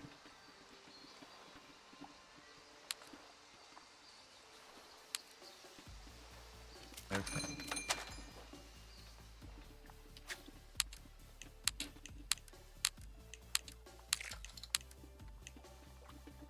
I can't tell what's what for the line. It doesn't give me... Okay, so it's a 4... No, okay, the 2 kilogram fluorocarbon. Okay. Cigar, number 10 hook. Okay, go to the marked location 1.5 kilometers away. Good thing I already have a fast travel point out here. Boat valet. Fast travel to the lumber mill. Okay, so is this... This is not a spot where I can get a vehicle. Is this a spot where I can get a vehicle? No. Condemned. Okay, whatever, I'll just run.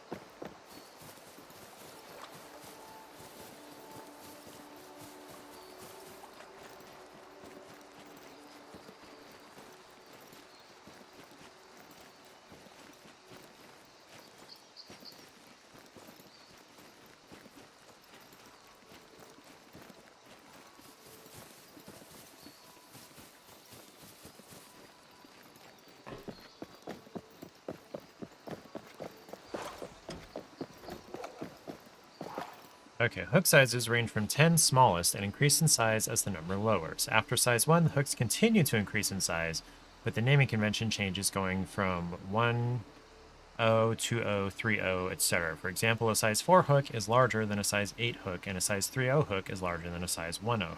Okay. As a rule of thumb, small fish can only be caught with small hooks. However, you might also occasionally attract a big fish with a small hook. Okay. Catch a fish with a size 10 hook on a floating fishing rig. Okay, so it doesn't matter what bait I'm using.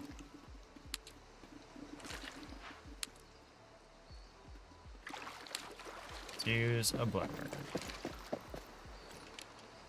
Which direction do I want to cast? Doesn't really matter, I guess.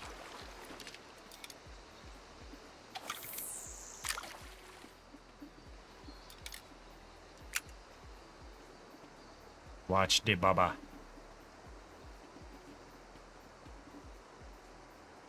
Watch it.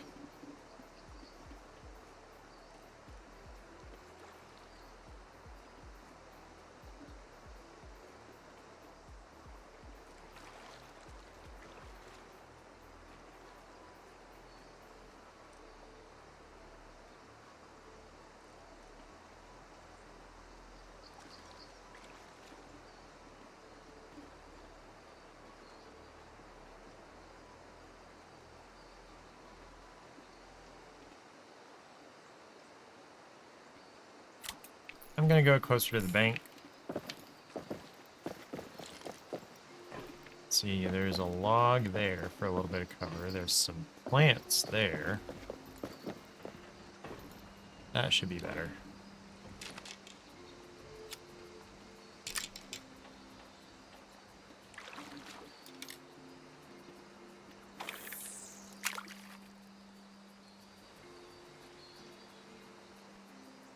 Focus on the baba.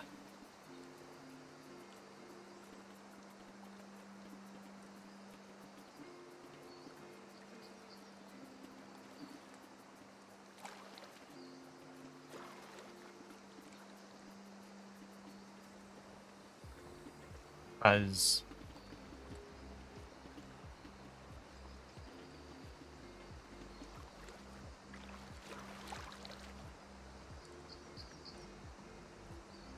Oh, there's something. Oh, it's headed toward it. Headed toward the hook.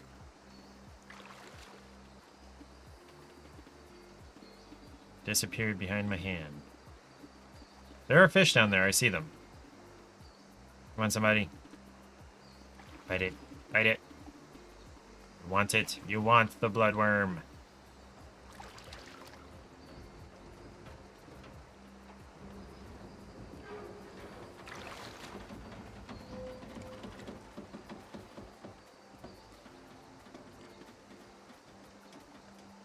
What was I hearing? Okay, we're gonna try a different bait.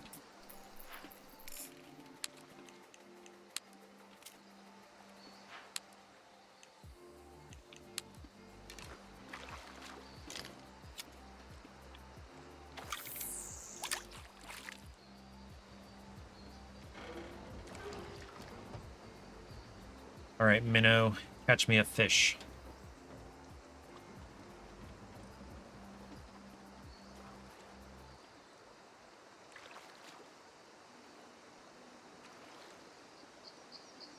Did it just get darker?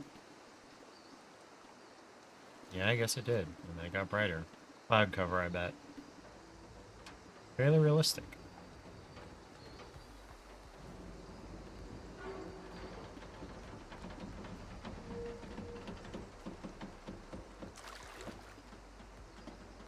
I guess I'm just hearing the bridge creaking.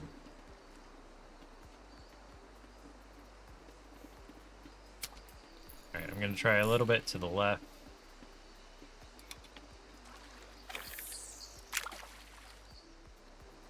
I've seen fish over this way.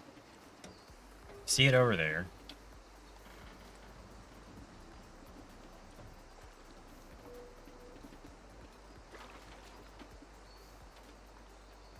This is so realistic.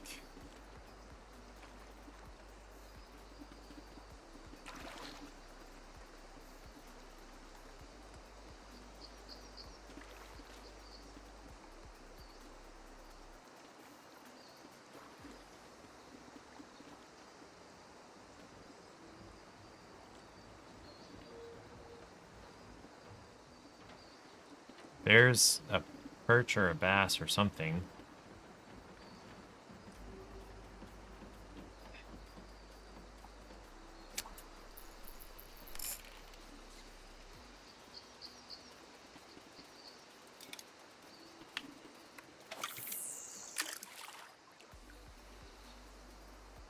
Come on now.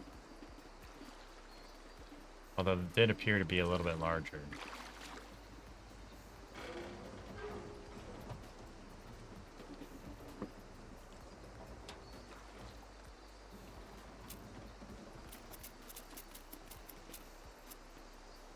Ads in 1 minute.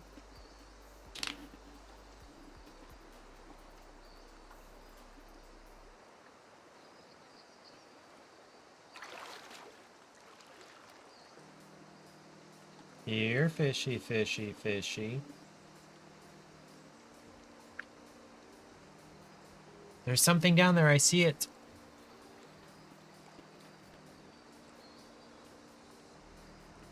And there's another one. Seems like it's headed right toward my hook, but then it veers away. Come on, guys.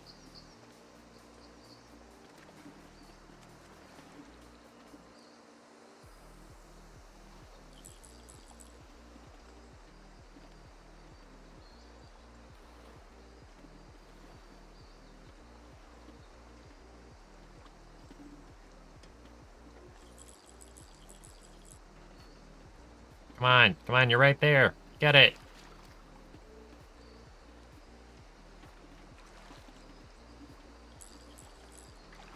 Not really a stream-friendly game.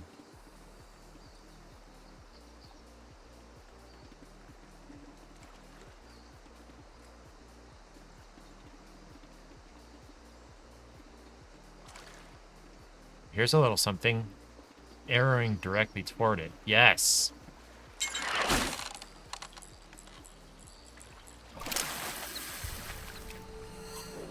It's a little smallmouth. It's a juvenile, so it's not even bronze. Okay. The next catch will target larger fish. Gosh, so we'll use a hook size 7. You will find one with your equipment. Equip it to your tackle before you cast out.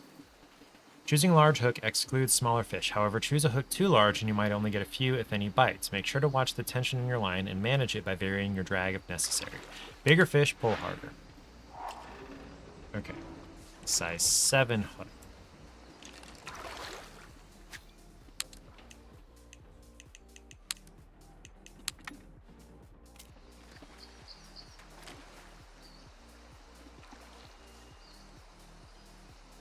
And I need bait. We'll do a bloodworm, just for shiggles.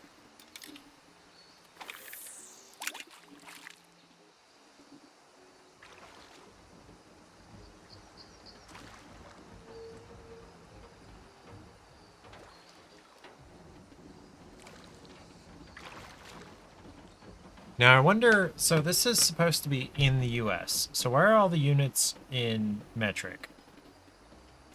Like, it's not a problem, it's just in the US we don't use the metric system.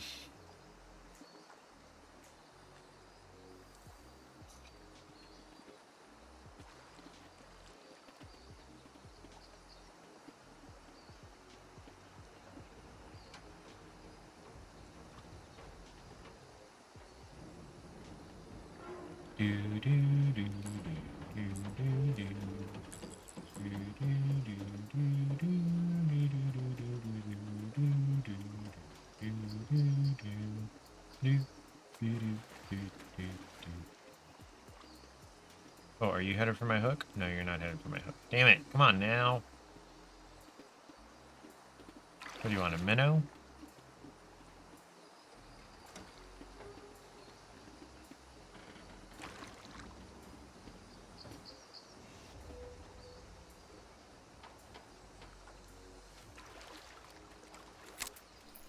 Let's do a minnow, and then we'll do it deeper.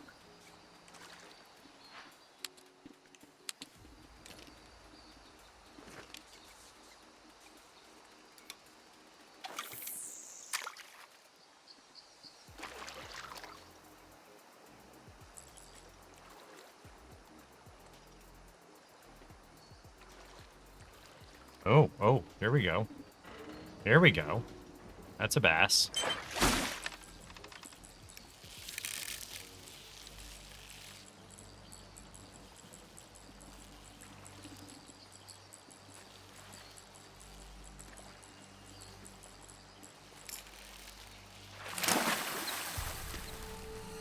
Nice.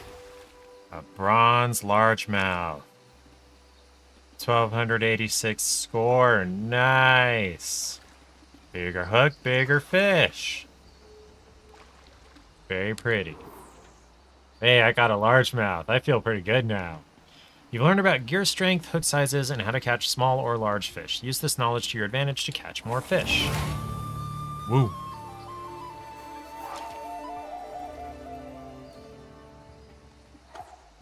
Catch 5 fish.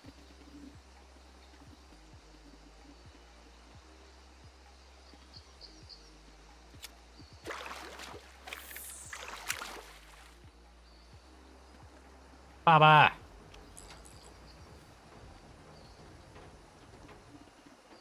Oh, wow. Okay. The perch is on it.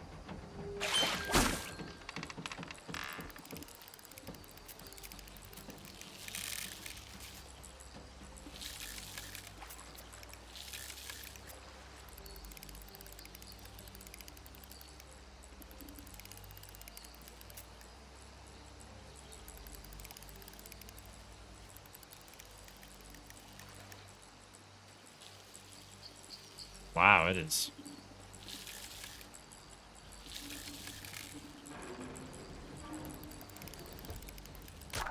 Oh, man.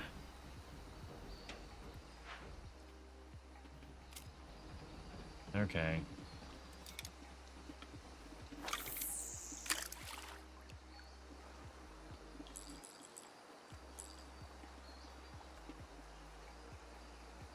Oh, this is another big boy. Look at that. That's a largemouth. Okay.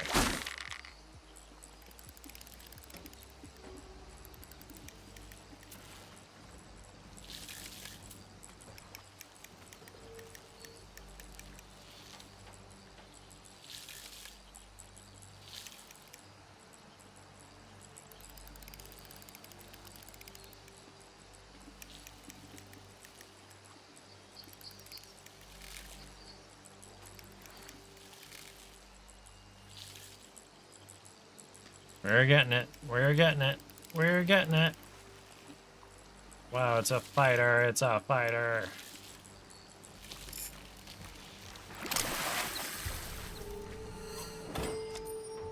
I didn't see what the weight was on that one, but this one is like twice the score. 2.3 kilograms. 50 centimeters. That's almost a whole kilogram bigger than the last one. And 10 centimeters longer. So what is that? So that's 5 inches? 4 inches? 4 inches longer. Hey Google, convert 2.23 kilograms to pounds.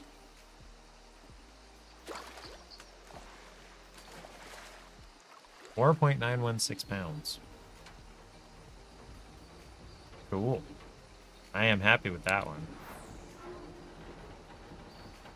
That's a big fish. Okay. Am I bored? I might be bored.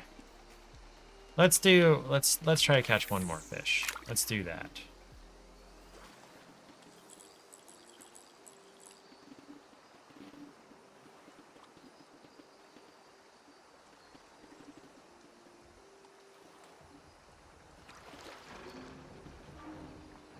A dust mote. Oh yeah, and there are going to be certain fish that are diurnal or nocturnal.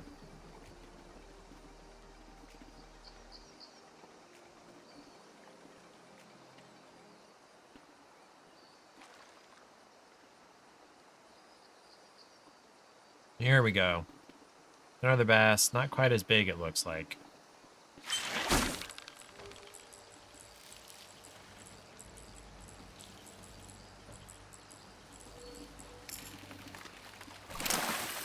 Got it. Oh. It's a small one. Okay. So it's small enough to hold in one hand is what it's telling me. Versus the other two I had to hold in 2 hands. Gotcha. Catching these bass is making me happy. Let's try different bait. Chills. Let's try some blue cheese here.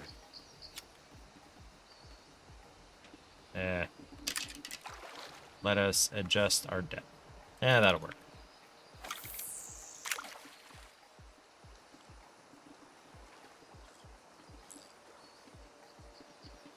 Are you coming toward my hook? Yes, no, maybe. Maybe, maybe, maybe. I don't think you are.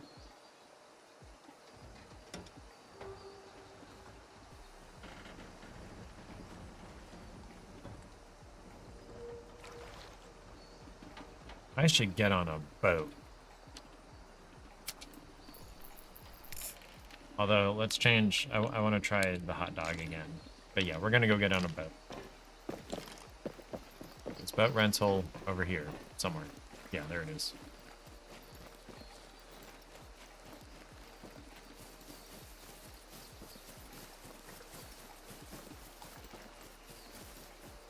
No, that's right. I got to go this way. Excuse me.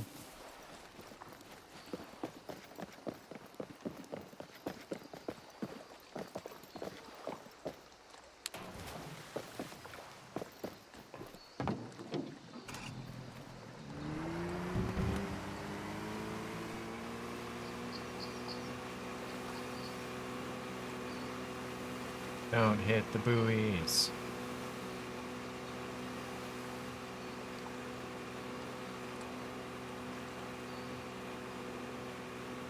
What is that?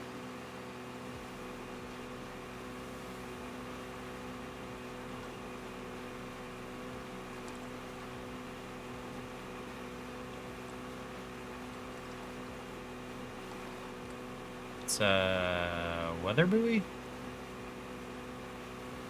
Is it malfunctioning? Am I going to report this? Around here, we like to do things the manual way. So if you could manually check the other stations while I manually sit here, that'd be swell. Manually check the other stations while I manually sit here. Okay. I don't see... Oh. Hey, that's better. That's much better. 250 horses. Nice. Okay, we're gonna try out here by these buoys.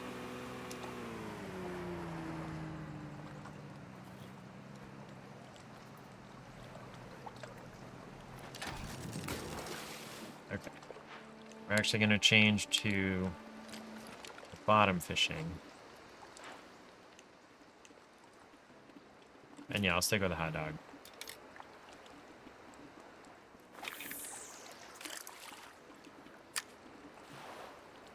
Zoom on the tip. Wait for the jiggle. Jiggle, jiggle, jiggle, jiggle, jiggle.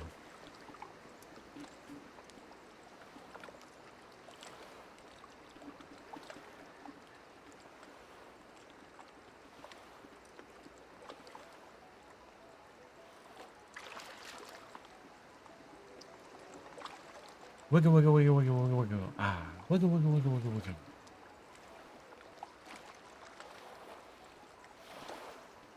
Okay, that follower goal in the bottom right is incorrect. I'm only at 94. I need to update that.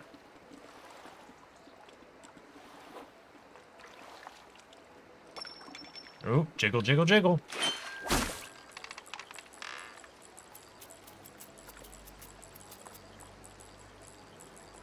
It's not a very big fish. What size hook do I have on this? 10, 9.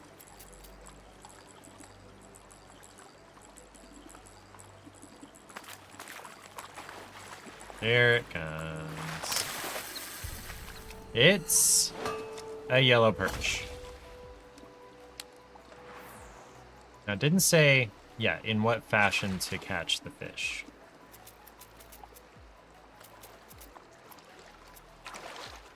Now,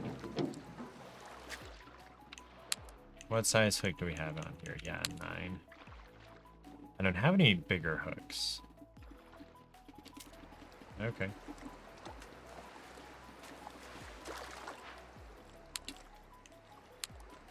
try eggs.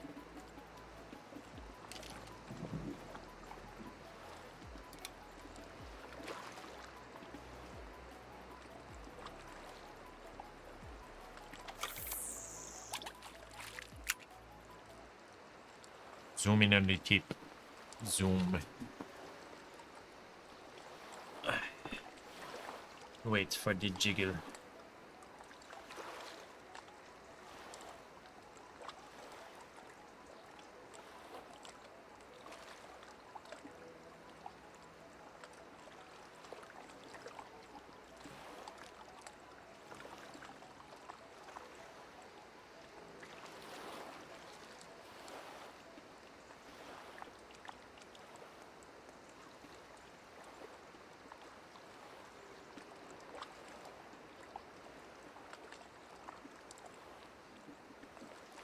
Huh, the current is messing with the depth of the weight.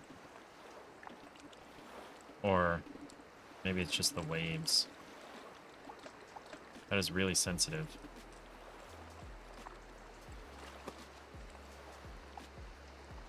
May switch back to a float.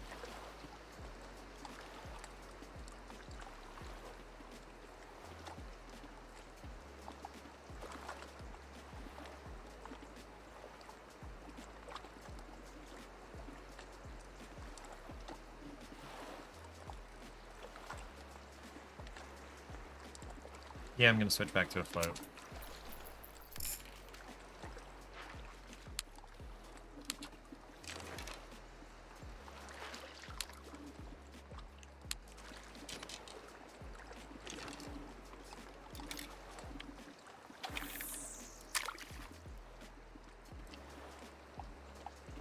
Watch the bobber.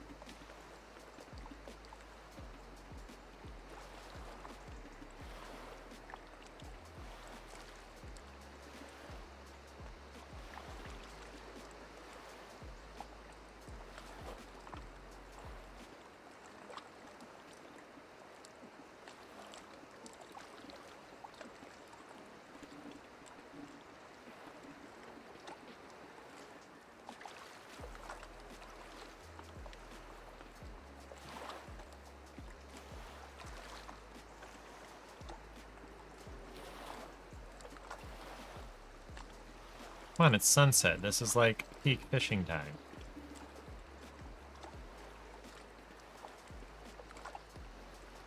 It reminds me I need to check on renewing my fishing license.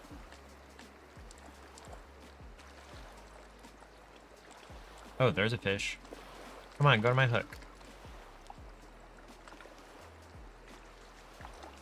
You want the bait. You want the eggs.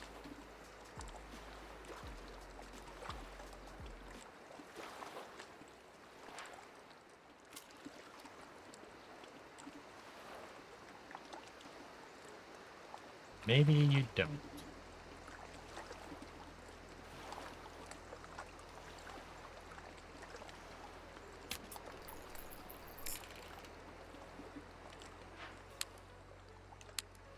To the minnow.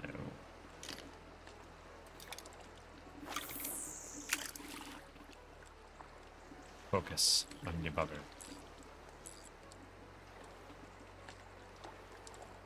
Oh, yeah, there's something nibbling.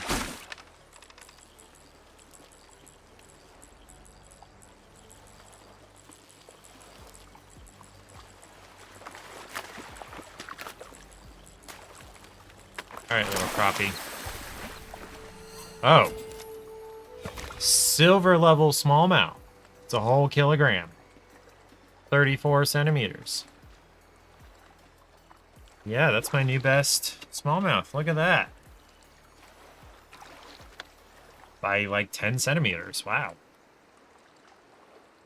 Cool beans. One more fish. Alright, let's try it again. Kind of doubtful I'll catch a fish in the same spot, actually, now that I think about it. Let's try on the other side of the rock there. There we go.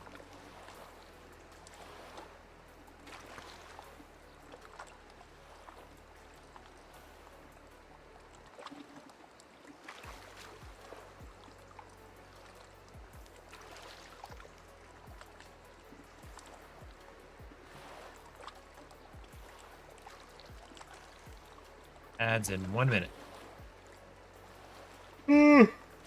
Sleepy. The missile is very tired. He is eepy. The missile has had a very long day of splashing bandit and wants to take just a small sleep. He eepy and neebies to sleepy.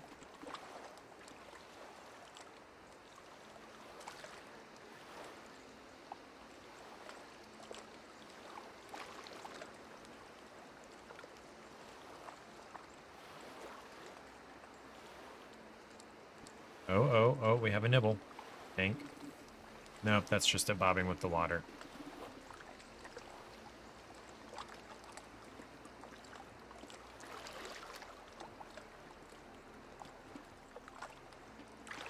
There's a fish sort of headed that direction, but not really. See over there on the bottom left.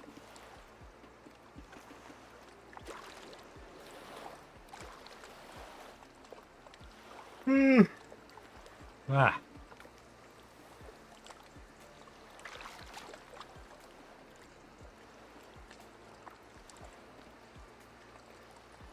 Thank you for sticking around for ads.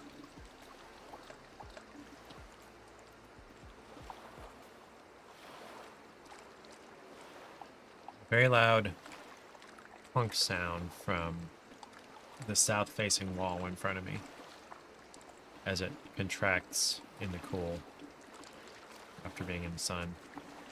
Okay, something is approaching. Sorta, but not really. Nope, it's going away again.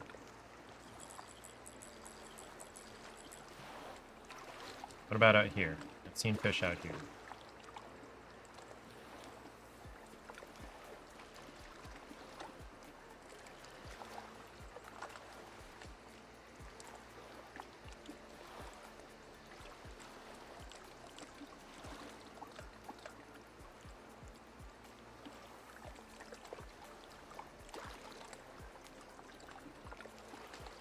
Okay, let's move the boat.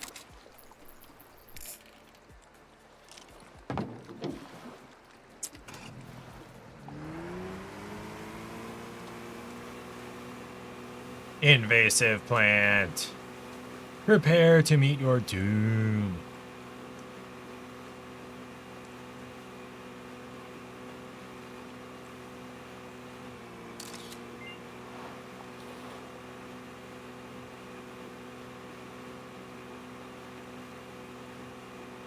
This looks like a good spot.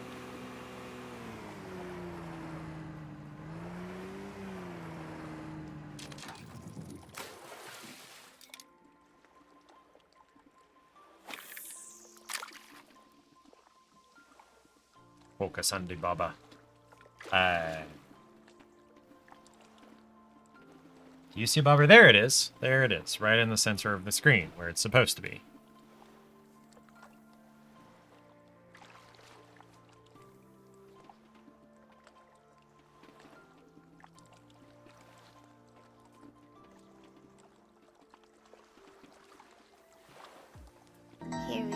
Ewio!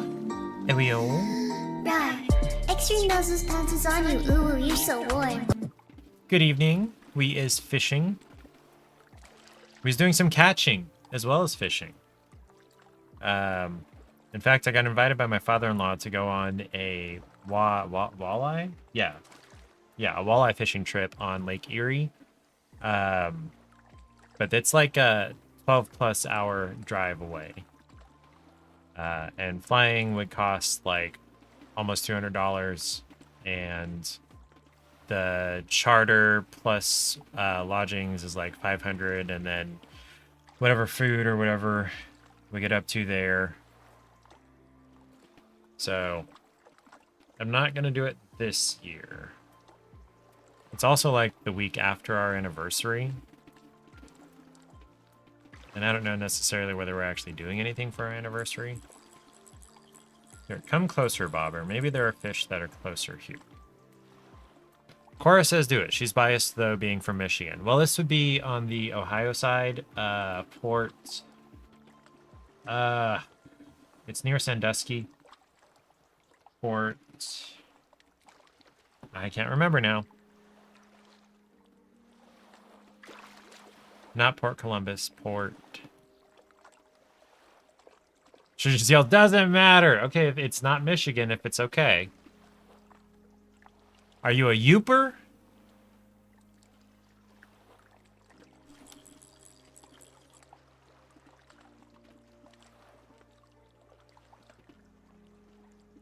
I saw some fish closer to me. She goes, it's close enough. Oh, hey. I have a pike? Yeah, boy. Ooh, that's a lot of drag. Nope, that's a lot of tension. Okay. Wow, that is just getting farther and farther away. Okay.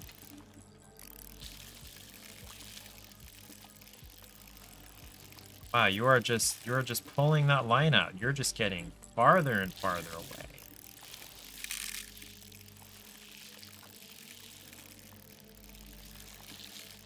Wow, just farther and farther away. No, get back here, you dumb pike. You started out at like 15 feet away, and now you're 15 meters.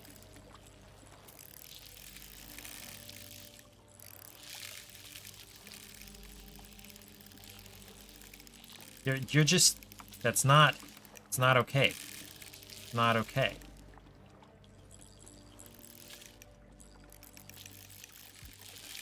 Hey, get back here, you stupid fish. Okay, you're tiring out. A little.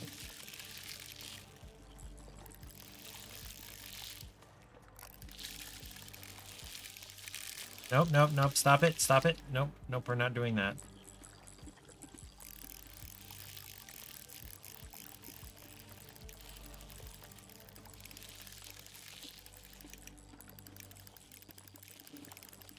Come on. This is supposed to be relaxing.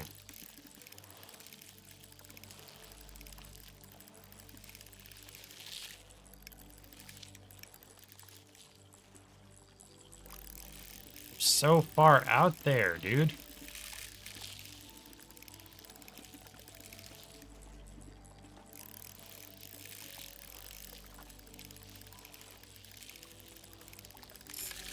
Whoop. Hey, Jeebus. Line snapped. I knew that was going to happen. Man, I sat here forever waiting for that. Fine, we're going to try some bottom fishing with some higher tensile line. And we're going to go... Hey, Buckaroo, down on the range if you need me. Okay, the warden moves. We're going to go this way. I don't even know what bait I have right now. Eggs? Sure. Give me the jiggle.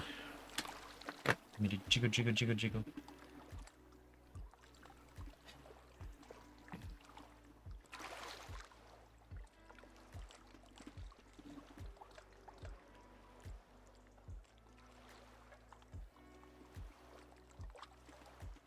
No real human fisherman is going to hold a pole perfectly steady like this. They're going to be breathing, their heart's going to be beating, they're going to have an H. They're going to sweat. Although this area looks cold, there's snow on the mountains.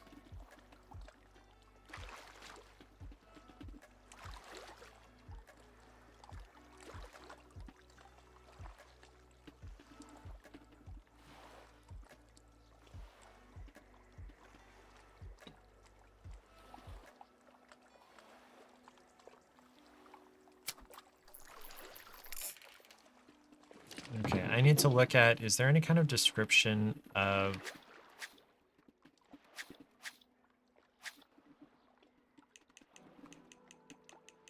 what the baits do?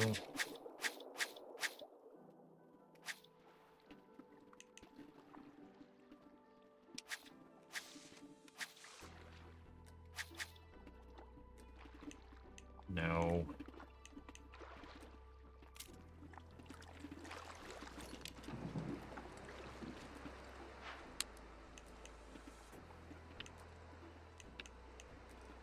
I want to catch something on barley. I've never caught anything on barley yet.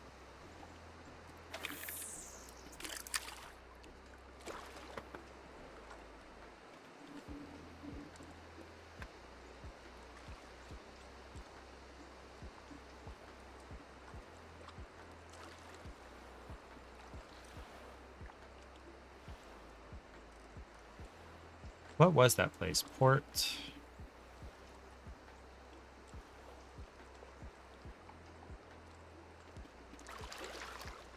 No, come on now.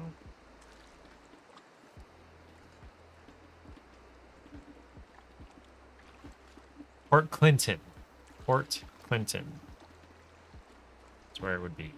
So it's like midway between... it's closer to Sandusky, but between Toledo and Sandusky on a peninsula. There is an African Safari Wildlife Park in Ohio. Ohio.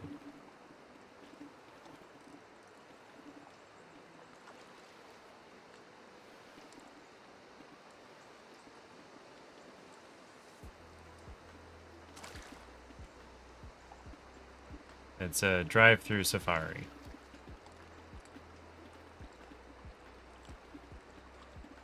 See, an albino, is that an alligator or a crocodile? I think it's an alligator. Come on, not even a nibble yet?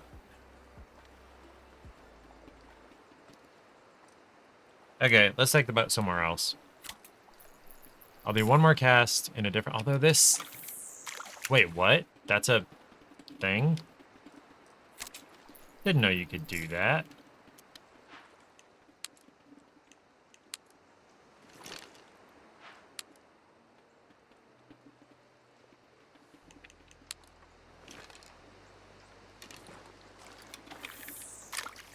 Do a quick short cast, I guess. I didn't know that was a thing.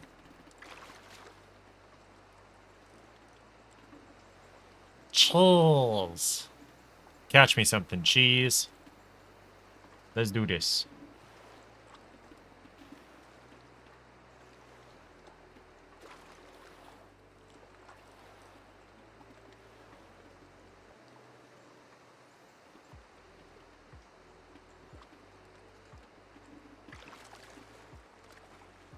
Okay, there's something over there.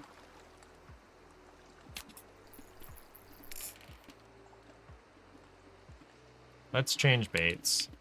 Like, everybody loves hot dogs, right? Oops.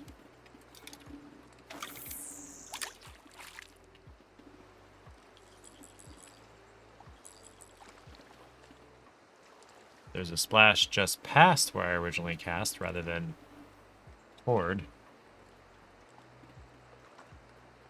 Okay, you get 30 seconds. Across the Sandusky Bay from Sandusky and Cedar Point. Are we talking about Port Clinton or the Safari Park? Or both, because they're near each other. And I also keep forgetting that Pennsylvania and Ohio are like right there, next to each other.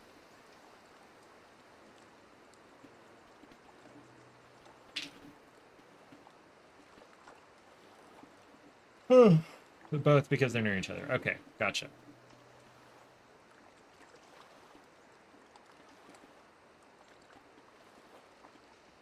You live literally 10 minutes from the Butter. Okay, Buttspot, that's not too bad. That's pretty okay. Alright. Going to a different location. There are fish here, but they're not biting for me. Ohio is definitely butts. Didn't I already report this, or did I blow past it too fast?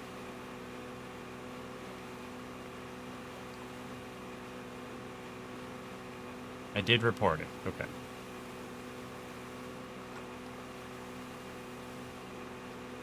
I have no idea where I'm going. Let's look at the map. Oh, there's a little islet back there. No, that's where I just was, damn it. Okay, then.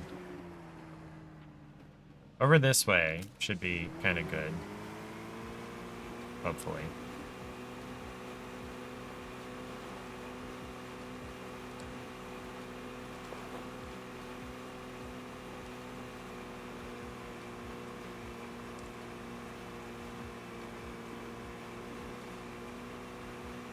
There's a bridge. Why does it drift to the right after I... It drifts the opposite direction after I make a course change. All right. Right here looks good.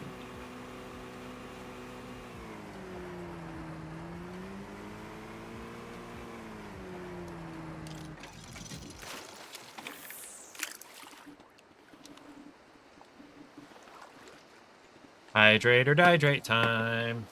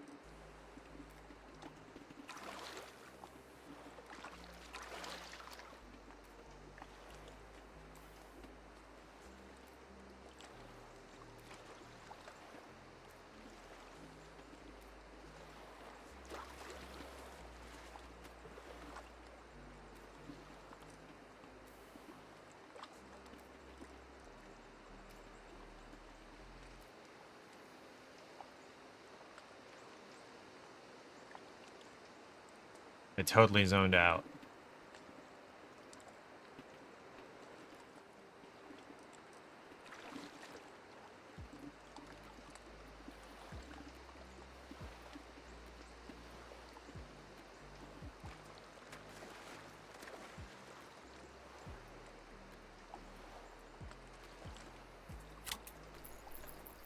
Okay, we're gonna try a bottom rig one more time. And we're gonna use a minnow. We'll do a minnow. For reasons I can't explain. Give me the jiggle. Give me the jiggle. The jiggle.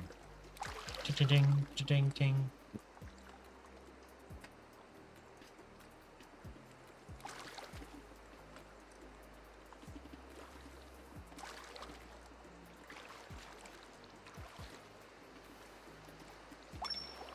Oh, we are jiggling. We're jiggling. Am I gonna get this fish?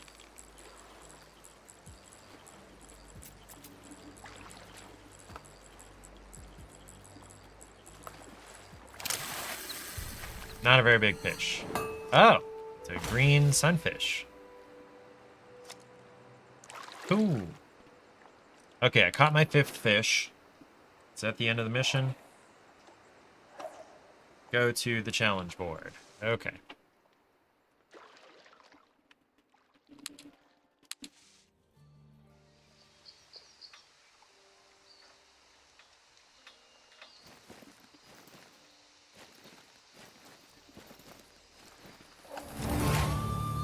Beginner challenge 2 completed.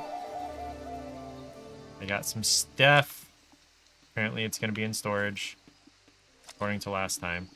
Welcome to the 3rd class of Taylor's Tackle Academy. In this class, we'll explain the basics of spin fishing, talk about lures and lure retrieval, and explain fish ranks. At the end of the last challenge, you received a spinner with a hook size of 7. Equip this using the quick menu or rod builder. This class uses a spinner to catch trout. Nice. But I'm bored. I'm tired of this. Everything takes too long. So I'm gonna quit. That's gonna be it. So I'll be back to more or less normal streaming what's it called, schedule this week now. Go away, Steam. Horizon Forbidden West Complete Edition, now available on Steam. So it did not stay console exclusive as long as the original did. So on Sunday we may play more of this, not super likely. We may try to finish out the bridge. We may spin the wheel, but I will be here Sunday, is the plan. Nothing particular coming up. Just wish me luck with the air conditioner situation. Thank you for hanging out, Errant Knight and Ariel. Thank you for stopping by. I appreciate you guys being here. I'll see you Sunday. Stay safe, stay hydrated, have a great weekend, And don't do anything you don't want to explain to the paramedics. I will see you then.